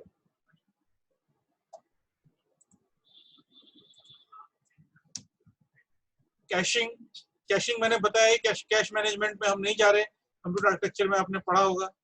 तो ये देखिए उसी का वो है एक तरह से कि मैग्नेटिक डिस्क से डेटा मेमोरी में गया, मेमोरी से कैशे में गया, कैशे से हार्डवेयर रजिस्टर में गया। जनरली ये ट्रांसफर तो होता ही होता है, चाहे आपका प्रोग्राम हो या आपका डेटा हो, चाहे आपका इंस्ट्रक्शन हो या आपका डेटा हो। ये ट्रांजिशन और ये ट्रांजिशन किस तरह से होता है, खास तौर से जो मैग्नेटिक मेमोरी से मेन मेमोरी तक का डेटा का जो ट्रांजिशन है उसका डिस्क्रिप्शन हम ऑपरेटिंग सिस्टम में डिटेल में पढ़ते हैं, और जो मेन मेमोरी से कैशे में और कैशे से हार्डवेयर रजिस्टर में है इसका हम डिटेल में पढ़ते हैं कंप्यूटर आर्किटेक्चर में। तो जहां जरूरत होगी, जितना जरूरत होगी, मैं उतना कंप्यूटर आर्किटेक्चर भी आपको बताता चलूंगा, तो डोंट वरी अबाउट दैट।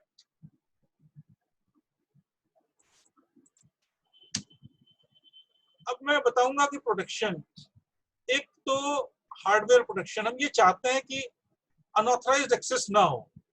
जैसे मैंने बताया था कि ये इस तरह से चलता है मल्टी प्रोग्रामिंग सिस्टम में, ये ओएस है, ये यूजर एरिया है पूरा,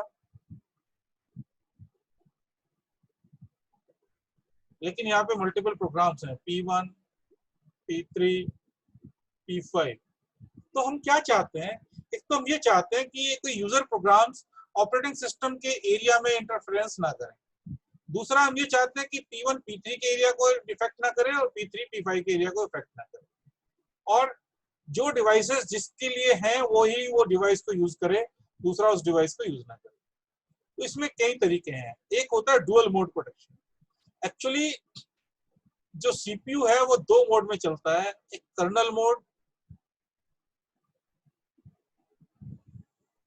और एक यूजर मोड। इसे कर्नल मोड भी बोलते हैं, प्रिविलेज मोड भी बोलते हैं,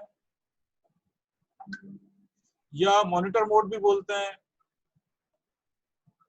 और दूसरा होता है मेरा यूजर मोड, राइट। तो दोनों में फर्क क्या है, बेसिकली मैं ये बताना चाहूंगा। Actually in kernel mode or privilege mode or monitor mode, you can execute all the instructions.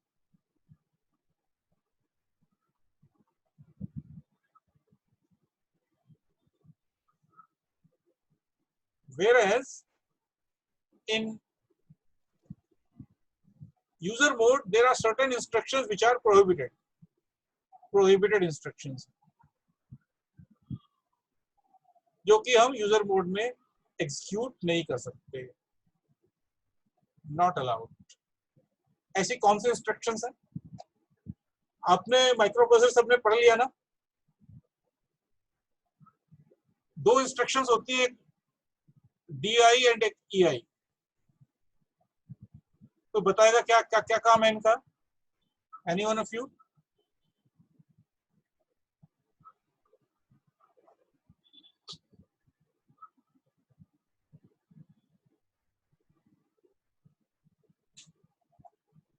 चलो मैं ही बता देता हूँ, आप नहीं बताओगे तो। Sir disable interrupt and enable interrupt. Yes, thank you. तो disable interrupts and enable interrupts, these are two instructions which are not available in user mode. These are available only in privileged mode, only available in kernel mode.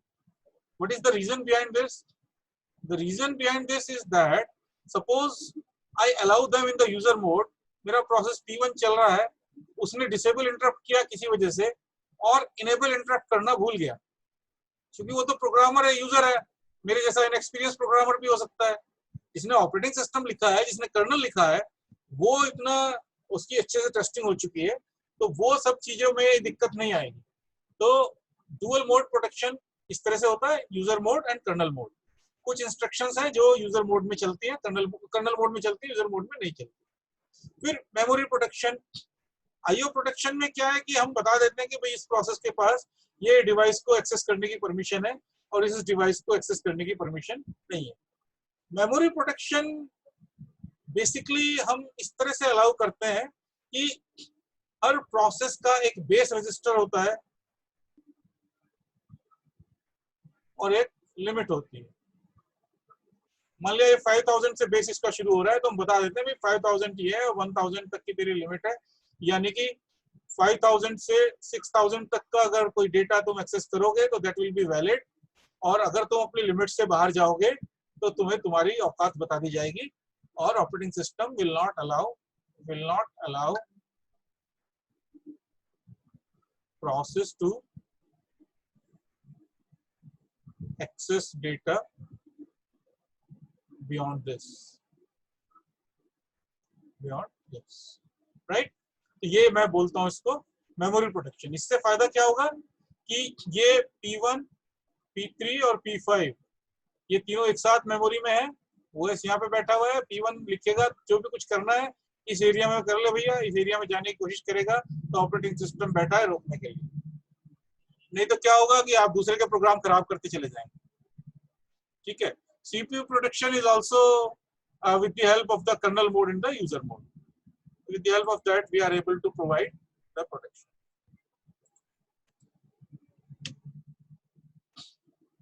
तो dual mode protection ये हमने बता दिया, user mode, monitor mode, इस तरह से ये काम करता है। ठीक है। तो ऑपरेटिंग सिस्टम भी शिफ्ट करता है यूजर मोड से कर्नल मोड में और कर्नल मोड से यूजर मोड में, ये जिम्मेदारी है ऑपरेटिंग सिस्टम। मेमोरी प्रोटेक्शन मैंने बताया आपको बेस रजिस्टर और लिमिट रजिस्टर की हेल्प से होता है। ये डायग्राम से क्लियर हो जाएगा, डायग्राम से मैं बताता हूं आपको। देखिए प्रोसेस ने एड्रेस जनरेट किया, ये एड्रेस जनरेट हुआ। ठीक है। प्रोसेस मान लिया यहाँ पे अभी P2 एग्जीक्यूट कर रहा है, P2 का जो बेस है वो 5000 है, P2 की जो लिमिट है वो से 2000 है, ठीक है। अब सीपीयू ने एड्रेस P2 ने एड्रेस जनरेट किया 5370, तो इस एड्रेस को बेस से कंपेयर करेगा। अगर ये बेस से कम है तो इसको इज ग्रेटर देन और इक्वल टू बेस। बेस से अगर कम है, मान लिया एड्रेस होता 4750, तो ये निकाल देता है, इसको आगे भेजता है ना, एक ट्रेस जनरेट कर देता, भैया ये आपके एरिया में नहीं है, आपका बेस स्टार्ट हो रहा है 5000 से, कम 5000 से तो एड्रेस जनरेट करो, ठीक है। अब लेकिन ये वाला टेस्ट यहाँ पे पास हो गया। अब एक अगला टेस्ट है, अगला टेस्ट में बेस प्लस लिमिट 5000 प्लस 2000 को ऐड किया, 7000 हो गया। 7000 से इसको कंपेयर किया 5370 को। अगर ये 5370 इससे छोटा है तब ये मेमोरी के पास जाएगा, और अगर ये एड्रेस होता मान लिया 7153, तो पहला टेस्ट ये पास कर लेता, दूसरे टेस्ट में ये फंस जाता, ये यहाँ पे आ जाता और कहता भैया आपकी अनऑथराइज्ड एक्सेस है। तो in this way we are able to provide protection with the help of this two things, base and limit registers. Okay, these are hardware registers, so this protection is through hardware, right? समझ में आया आपकी कैसे protection provide हो रही है?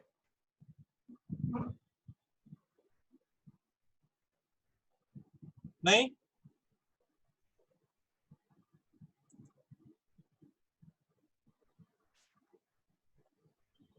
तो मौन स्वीकृति लक्षणम, ठीक है।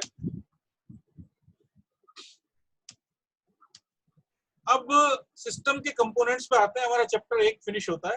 दूसरे चैप्टर की हम बात करें तो सिस्टम के कंपोनेंट्स क्या क्या करता है ऑपरेटिंग सिस्टम। ऑपरेटिंग सिस्टम की जिम्मेदारी प्रोसेस मैनेजमेंट की है, मेमोरी मैनेजमेंट की है, फाइल मैनेजमेंट की है, आईओ मैनेजमेंट की है, सेकेंडरी स्टोरेज मैनेजमेंट की है, नेटवर्किंग की है, प्रोटेक्शन की है और कमांड इंटरप्रेटर सिस्टम की है। तो इन सब के बारे में हम एक एक चैप्टर पढ़ेंगे, डिटेल में जाएंगे, बट अभी फिर हम सिर्फ कंप्यूटर के कंपोनेंट्स क्या है उनकी बात कर लेते हैं।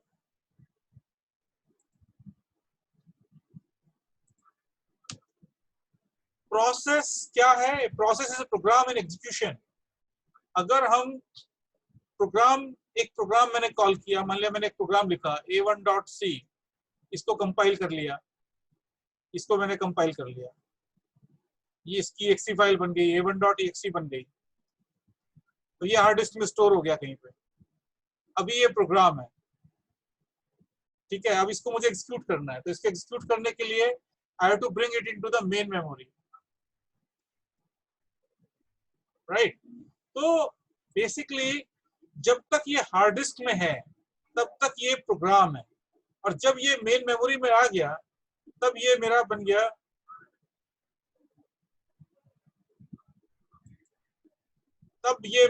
गया प्रोग्राम, प्रोसेस। तो a process is a program in execution. जब मेरा प्रोग्राम एग्जीक्यूशन शुरू कर दिया, एक्टिव हो गया, मेमोरी में आ गया, ऑपरेटिंग सिस्टम की जानकारी में आ गया, तो तब उसके बाद ये मेरा बन गया प्रोसेस। और प्रोग्राम में कुछ नहीं है, प्रोग्राम में सिर्फ कोड है, प्रोग्राम कंटेन्स ओनली कोड। एक बार पूछ लेते हैं प्रोग्राम और प्रोसेस में क्या डिफरेंस है, और प्रोसेस में क्या है? Code is just one part. इसमें प्रोग्राम काउंटर की क्या वैल्यू है,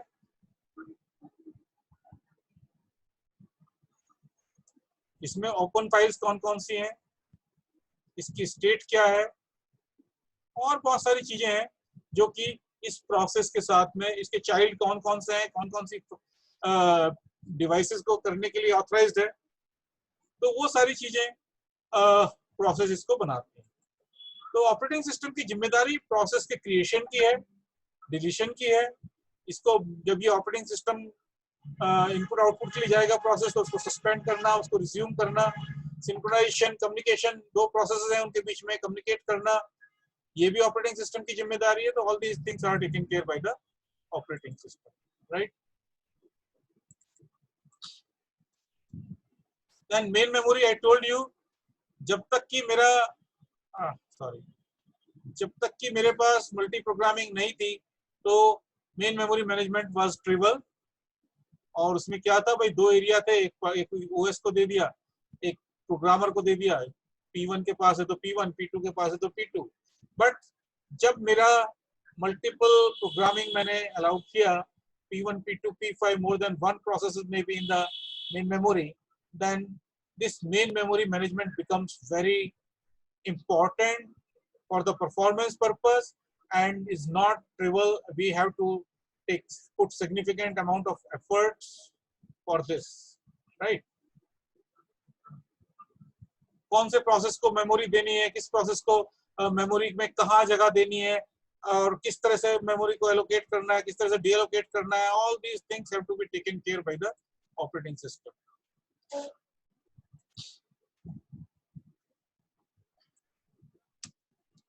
File you know, file is a collection of related information.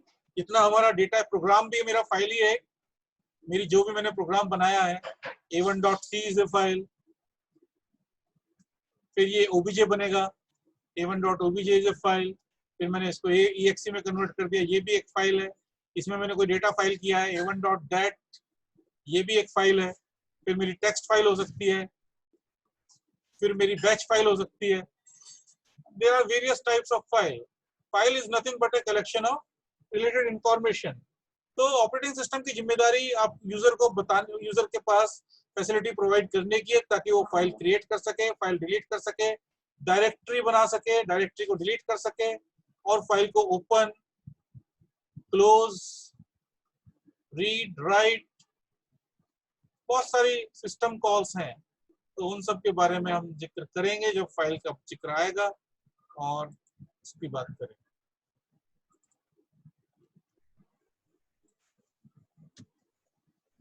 IO system is another important aspect, क्योंकि CPU,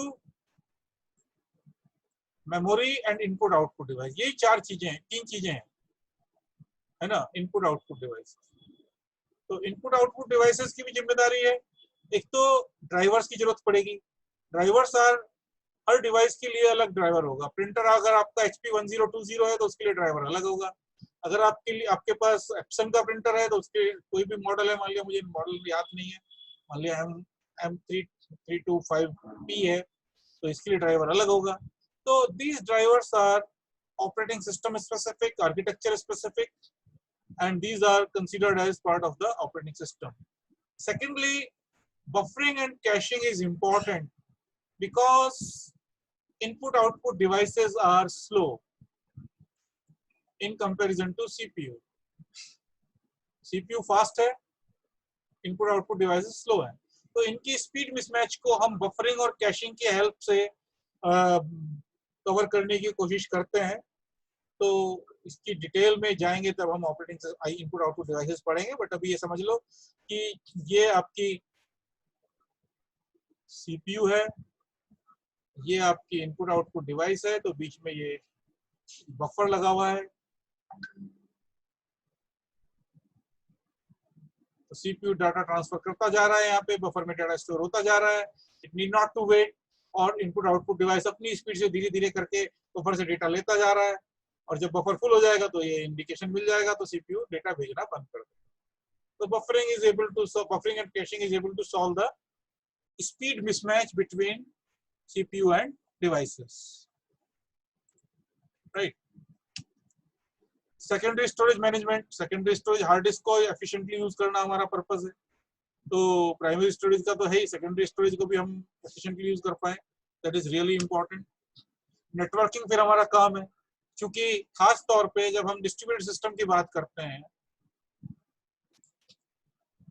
और आजकल अभी हम आपस में कनेक्टेड है, we are connected with the help of a distributed system. www world wide web जो है ये भी एक डिस्ट्रीब्यूटेड सिस्टम है. हम सब आपस में कोलैबोरेट कर रहे हैं. मेरी स्क्रीन आप लोगों को दिखाई दे रही है, मैं स्क्रीन पे जो लिख रहा हूँ आप उसको रीड कर पा रहे हैं, तो ये कोलैबोरेशन है. तो इसके लिए नेटवर्किंग की जरूरत है और ऑपरेटिंग सिस्टम सपोर्ट प्रोवाइड करता है. तो उसके लिए प्रोटोकॉल्स की जो जरूरत है, कौन से प्रोटोकॉल पे हम एग्री कर रहे हैं, तो ये डिस्ट्रीब्यूटेड सिस्टम की हेल्प नेटवर्किंग में ऑपरेटिंग सिस्टम को जरूर करनी है. This is one of the important task. Protection, authorization and protection, these are two different things.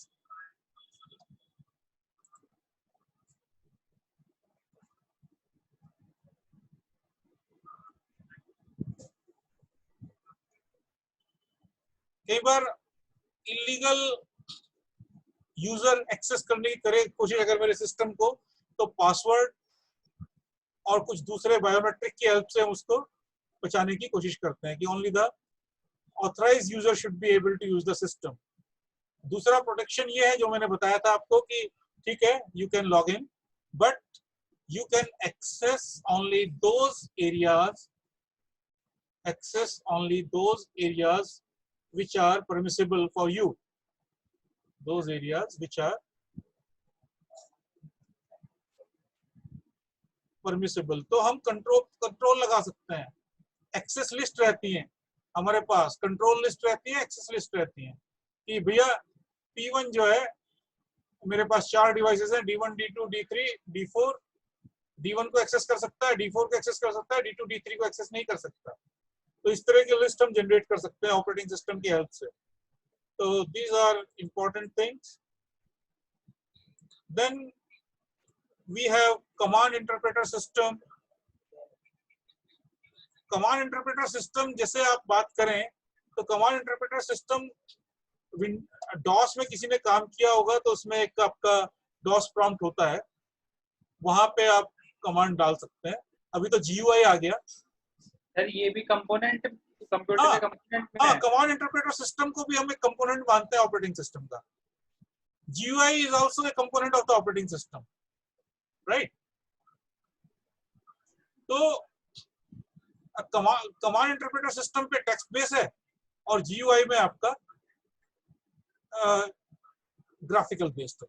तो कमांड जो भी मैं टाइप कर रहा हूं, मान लिया मैंने कहा डायरेक्टरी abc.star, तो इस कमांड को रीड करना, इसको इंटरप्रेट करना और फिर इसको इंटरप्रेट करके यूजर को जो रिक्वायरमेंट है उसको सर्विस देना, वो सब कमांड इंटरप्रेटर सिस्टम का काम है। ठीक है, कमांड को इंटरप्रेट करना खास तौर पे, this is also part component of the operating system. Next we will discuss the operating system services. क्या क्या सर्विसेज है ऑपरेटिंग सिस्टम की? ऑपरेटिंग सिस्टम की जो सर्विसेज हैं, एक उनमें है प्रोग्राम एग्जीक्यूशन, प्रोग्राम को एग्जीक्यूट करना, राइट। मैंने हार्ड डिस्क में मेरा प्रोग्राम था, उसको मैंने ऑपरेटिंग सिस्टम को कहा भाई मेरे प्रोग्राम को एग्जीक्यूट करो, तो पहले मेमोरी में उसको लेके आएगा और फिर उसको प्रॉपर एरिया जो मेमोरी का देना है वहां पे उसको लोड कराएगा, उसके बाद फिर उसको एग्जीक्यूट कराएगा। तो बेसिकली होता क्या है, एक प्रोग्राम ऑपरेटिंग सिस्टम का पार्ट होता है लोडर। इस लोडर की रेस्पॉन्सिबिलिटी ये होती है, जब मैं कहता हूँ कि एग्जीक्यूट माय प्रोग्राम, तो लोडर की रेस्पॉन्सिबिलिटी ये होती है हार्ड डिस्क में मेरा प्रोग्राम कहाँ पे स्टोर है उसको लोकेट करना, पहले ये देखना कि भाई मैं इसको कहाँ पे मेमोरी दे सकता हूँ, उस मेमोरी को फ्री एरिया को लोकेट करना, हार्ड डिस्क से डेटा ट्रांसफर करना और उसके बाद कंट्रोल प्रोग्राम को देना। प्रोग्राम को कंट्रोल देने के लिए कुछ नहीं करना, मान लिया 5000 से इसने एड्रेस स्टार्ट दिया है तो प्रोग्राम काउंटर में 5000 डाल देगा लास्ट में लोडर। प्रोग्राम काउंटर में रजिस्टर, और program counter is basically register which contains the address of the next instruction to be executed. This contains address of next instruction to be executed.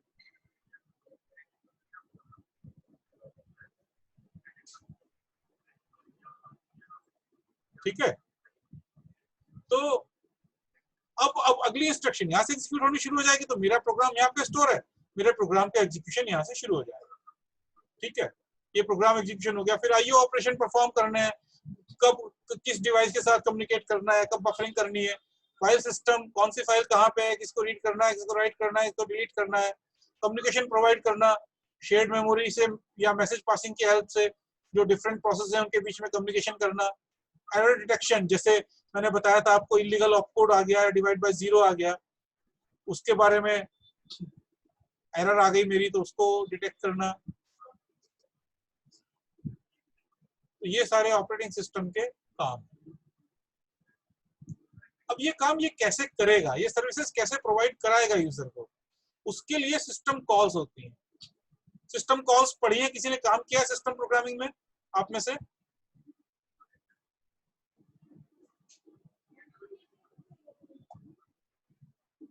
System calls These are the basically the application programmer interface to the operating system. यहाँ पे ये मेरा application programmer है, ये समझो कि ये application program या एप्लीकेशन प्रोग्रामर है, यहाँ पे मेरा ऑपरेटिंग सिस्टम है और एप्लीकेशन प्रोग्राम को ऑपरेटिंग सिस्टम की सर्विसेज लेनी है। तो ये क्या करेगा, invoke system call, invoke system call operating system की सर्विसेज के लिए अपने यहाँ ये सिस्टम कॉल को कॉल करेगा। फंक्शंस होता है, these are functions which can be used by the application program or application programmer to access the services of the operating system. Her operating system service के लिए आपके पास सिस्टम कॉल्स अवेलेबल होती हैं। Generally ये system calls actually operating system जो है ना 90% मेरा हाई लेवल लैंग्वेज में लिखा होता है,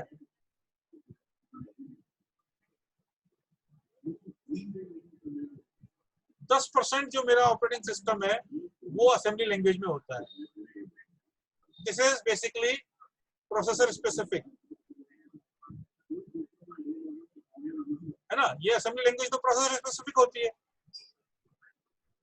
तो कुछ सिस्टम कॉल्स मेरी हो सकता है असेंबली लैंग्वेज में लिखी हुई हो, और इसमें क्या है, फंक्शंस के साथ जब फंक्शन कॉल होगा, मान लिया ओपन, एक फाइल ओपन करनी है एप्लीकेशन प्रोग्राम को, तो उसके लिए ओपन सिस्टम कॉल यूज करेगा, उसमें फाइल का नाम देगा, पाथ देगा और किस मोड में खोलनी है मोड बताएगा, मान लिया रीड मोड में खोलनी है, और कुछ और पैरामीटर्स हैं वो देगा। तो ऑपरेटिंग सिस्टम चेक करेगा ये फाइल एग्जिस्ट कर रही है कि नहीं कर रही है तो फिर इस फाइल को रीड मोड में खोल देगा, नहीं है तो इसको एरर बता के बाहर निकल आएगा, राइट। तो इस तरह से ऑपरेटिंग सिस्टम की सर्विसेज हम यूज कर सकते हैं।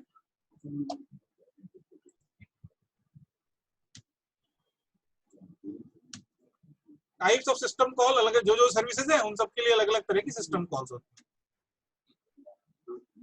तो I am not going into detail of the system calls, बाद में इनको हम पढ़ेंगे।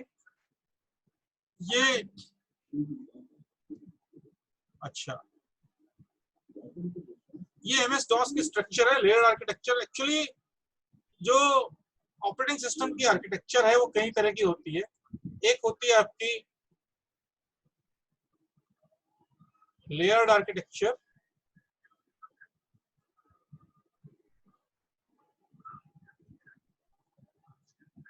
एक होती है आपका माइक्रो कर्नल आर्किटेक्चर,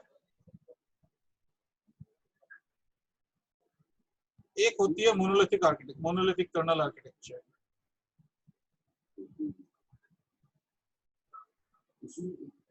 राइट, तो we will discuss all these three types of architecture. पहले मैं आपको लेयर्ड आर्किटेक्चर की बात बता देता हूँ। तो लेयर्ड आर्किटेक्चर में बेसिकली क्या होता है कि लेयर्ड में ऑपरेटिंग सिस्टम डिजाइन होता है। ये एक लेयर है, उसके ऊपर ये लेयर है, उसके ऊपर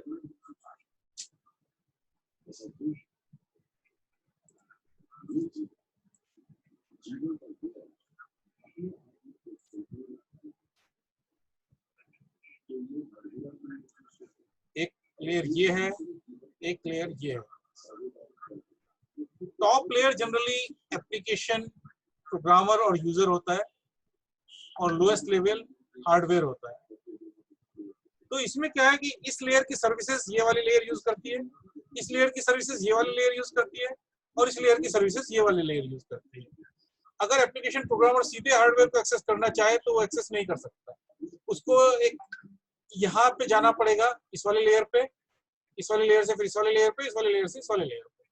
तो इसमें बेनिफिट ये रहता है लेयर आर्किटेक्चर में कि एक तो डिबगिंग आसान हो जाती है, इस लेयर में एरर है, दूसरे ये मॉड्यूलर अप्रोच है, बट इसमें स्पीड स्लो हो जाती है। डिसएडवांटेज ये है कि इसकी स्पीड स्लो है। तो जो एमएस डॉस है वो जनरली आपकी लेयर्ड आर्किटेक्चर यूज करता है, जैसे कि मैं आपको दिखा दूं।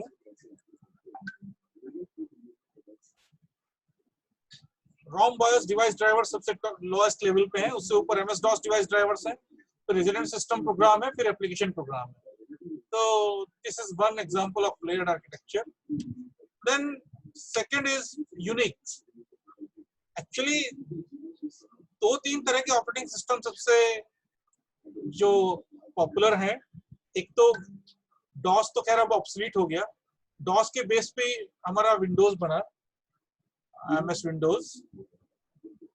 दूसरी जो मेरी स्ट्रीम चल रही है, this is quite opposite to this, that is Unix and Linux, right. तो लाइनक्स की जो स्ट्रक्चर है वो अलग है बिल्कुल इससे। इसमें कर्नल है, कर्नल हमारा बेस रहता है जिसकी सारी जिम्मेदारी सिस्टम कॉल्स इंटरफेस प्रोवाइड करके हार्डवेयर से इंटरफेस करने की है। Consist of everything below the system call. देखो ये यहाँ पे यूजर बैठा हुआ है, ये यहाँ पे हार्डवेयर है, इसके ऊपर कर्नल है, इसके ऊपर सिस्टम कॉल्स हैं, और इन सिस्टम कॉल्स की हेल्प से एप्लीकेशन प्रोग्रामर इनको एक्सेस कर पा रहा है। तो कर्नल का जो मेन काम है वो क्या क्या है? फाइल सिस्टम को मैनेज करना, CPU शेड्यूलिंग, मेमोरी मैनेजमेंट, और जो मेन फंक्शंस हैं बाकी प्रोसेस क्रिएशन, प्रोसेस डिलीशन, वो सब जिम्मेदारी ऑपरेटिंग सिस्टम सॉरी कर्नल की।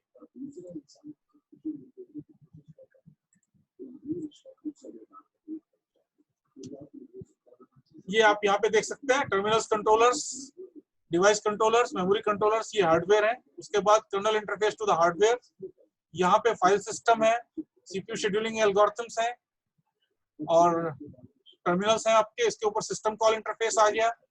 यहाँ पे शेल्स और कमांड इंटरप्रेटर्स हैं। लाइनक्स में जो यूजर के साथ इंटरफेस है वो शेल्स के थ्रू होता है। आप लोगों ने शेल प्रोग्रामिंग पता नहीं किसी ने की है कि नहीं की है, बट शेल्स होती है। जब आपका कमांड प्रॉम्प्ट आ जाता है तो यहाँ पे आप बैच फाइल जैसे डॉस में होती है उस तरह से लाइनक्स में शेल प्रोग्रामिंग होती है। बहुत सारे कमांड्स आप इस फाइल के अंदर एक साथ लिख सकते हैं और वो कमांड 1 by 1 एग्जीक्यूट होंगे, और इसके ऊपर आपका यूजर है। तो ये आपका बेसिकली यूनिक सिस्टम आर्किटेक्चर है। Any questions? Hello yes. Sir, ये चीज पूछनी है कि लाइक आप बता सकते हो, मतलब जो आप ये कंटेंट आप सारा बता रहे हो और ये जो PPT वगैरह है, तो हाँ। इंटरव्यूज वगैरह में क्वेश्चन इतने तक ही रहेंगे या मतलब बहुत ज्यादा डेप्थ में जाते हैं? देखो AWS जो है ना, अमेजन वेब सर्विसेज को छोड़ के बाकी इंटरव्यूज में ऑपरेटिंग सिस्टम के क्वेश्चन जो मैं PPT से पढ़ा रहा हूँ उससे सफिशिएंट होने चाहिए। AWS पे हम अलग से लेंगे, तो उसका अलग से रहेगा। AWS की वर्कशॉप अलग से चलाऊंगा मैं। बाकी ये इतना, और नॉर्मली जो बाकी उनके लिए रहता है तो वो थ्योरेटिकल कंटेंट में ज्यादा पूछते हैं या फिर मतलब प्रैक्टिकली ज्यादा पूछते हैं? नहीं, AWS तो डीप में जाता है, प्रैक्टिकली जाता है, और एडोबे भी है ना। बाकी जो आपकी कंपनीज हैं वो सारी इसी से कवर हो जाएंगी। ओके। एडोबे और अमेजॉन वेब सर्विसेज वाला सॉफ्टवेयर डेवलपमेंट में वो इतना नहीं पूछेंगे डीप में जाके, बट अमेजॉन वेब सर्विसेज वाला जो होता है ना इंटरव्यू, वो बहुत डीप में जाता है। एक घंटे का ऑपरेटिंग सिस्टम का इंटरव्यू होता है, 1 घंटे का नेटवर्किंग का इंटरव्यू होता है। जब 1 घंटा ऑपरेटिंग सिस्टम में पूछेगा तो बंदा का डेप्थ में जाना ही पड़ेगा, क्योंकि रास्ता नहीं है उसके पास। Okay sir. ये अभी मैं जो पढ़ा रहा हूँ, this is for general all other companies except AWS। Okay sir. Any other question? चलो 1-2 स्लाइड है वो खत्म, ये लेयर्ड अप्रोच वाला खत्म हो जाएगा, फिर मैंने बता भी दिया वैसे आपको। तो I will try to finish in the next class, revision अगली क्लास में। लेयर्ड अप्रोच मैंने बता दिया आपको, लेयर्ड M-1 है, लेयर्ड M है, और लेयर्ड M-1 लेयर M की सर्विस यूज करेगा, सॉरी लेयर M-1 की सर्विस यूज करेगा, और इस तरह से ये एग्जीक्यूट होता है। अच्छा, माइक्रो कर्नल और मोनोलिथिक कर्नल आर्किटेक्चर, बस ये लास्ट टॉपिक है, इसको मैं बता देता हूँ, उसके बाद मैं अपनी वाणी को विराम दूंगा। तो माइक्रो कर्नल क्या है कि जो बहुत एसेंशियल पार्ट है उसको हम कर्नल में रखते हैं। ये मेरा कर्नल है और ये मेरा बाकी ऑपरेटिंग सिस्टम, राइट। जबकि मोनोलिथिक कर्नल में ये है माइक्रो। जबकि मोनोलिथिक कर्नल में क्या है, ये मेरा ऑपरेटिंग सिस्टम है, most of the things are here. ये मेरा कर्नल है, रेस्ट ओएस, और ये पोर्शन हो सकता है मेरा रेस्ट ओएस, राइट। अब इनके अपने एडवांटेजेस हैं, अपने डिसएडवांटेजेस हैं। बेनिफिट्स क्या है? एक तो कर्नल को एक्सटेंड करना आसान है। अगर मान लिया मुझे कुछ, सॉरी, ऑपरेटिंग सिस्टम को एक्सटेंड करना आसान है। ऑपरेटिंग सिस्टम को एक्सटेंड करना आसान इसलिए है, मान लिया इसमें मुझे कुछ चेंज करना है, कुछ नई चीज बढ़ानी है, यहाँ पे मैं नई चीज बढ़ा दूंगा without changing the entire operating system, without recompilation of requirement of recompilation of the entire operating system. जब इसके अंदर, जबकि मोनोलिथिक कर्नल में जब सारी चीजें मैंने कर्नल में दे दी, तो उसके बाद मुझे अगर यहाँ कुछ चेंज करना है, मान लिया ये चेंज कुछ मुझे करना है, तो ये पूरा मुझे रिकम्पाइल करना पड़ेगा, राइट। पोर्टिंग आसान है क्योंकि जनरली कर्नल जो है ना, ये हमारा पोर्शन ऐसा रहता है जो प्रोसेसर स्पेसिफिक रहता है। तो सिर्फ मैं कर्नल चेंज कर दूं, बाकी चीजें मेरी एज इट इज रह जाएंगी, तो पोर्टिंग मेरी आसान हो जाएगी। एक सिस्टम से दूसरे सिस्टम पे पोर्ट करना आसान रहता है।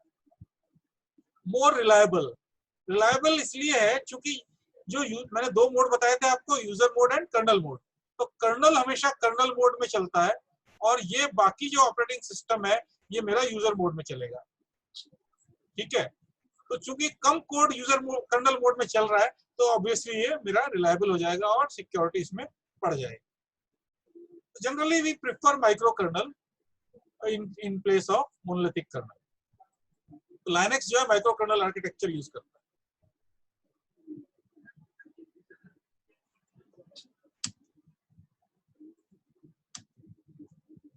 ठीक है, ठीक है, यहीं तक रखते हैं हम। अगली क्लास में I will try to finish the revision. ये मैंने 4 क्लास में पढ़ाया था, आपको थोड़ा सा फास्ट लगा होगा जरूर, बट कोई बात नहीं। I will share the lecture, recorded lecture, so I hope you will be able to learn something. तो क्वेश्चन हो तो पूछ लीजिए।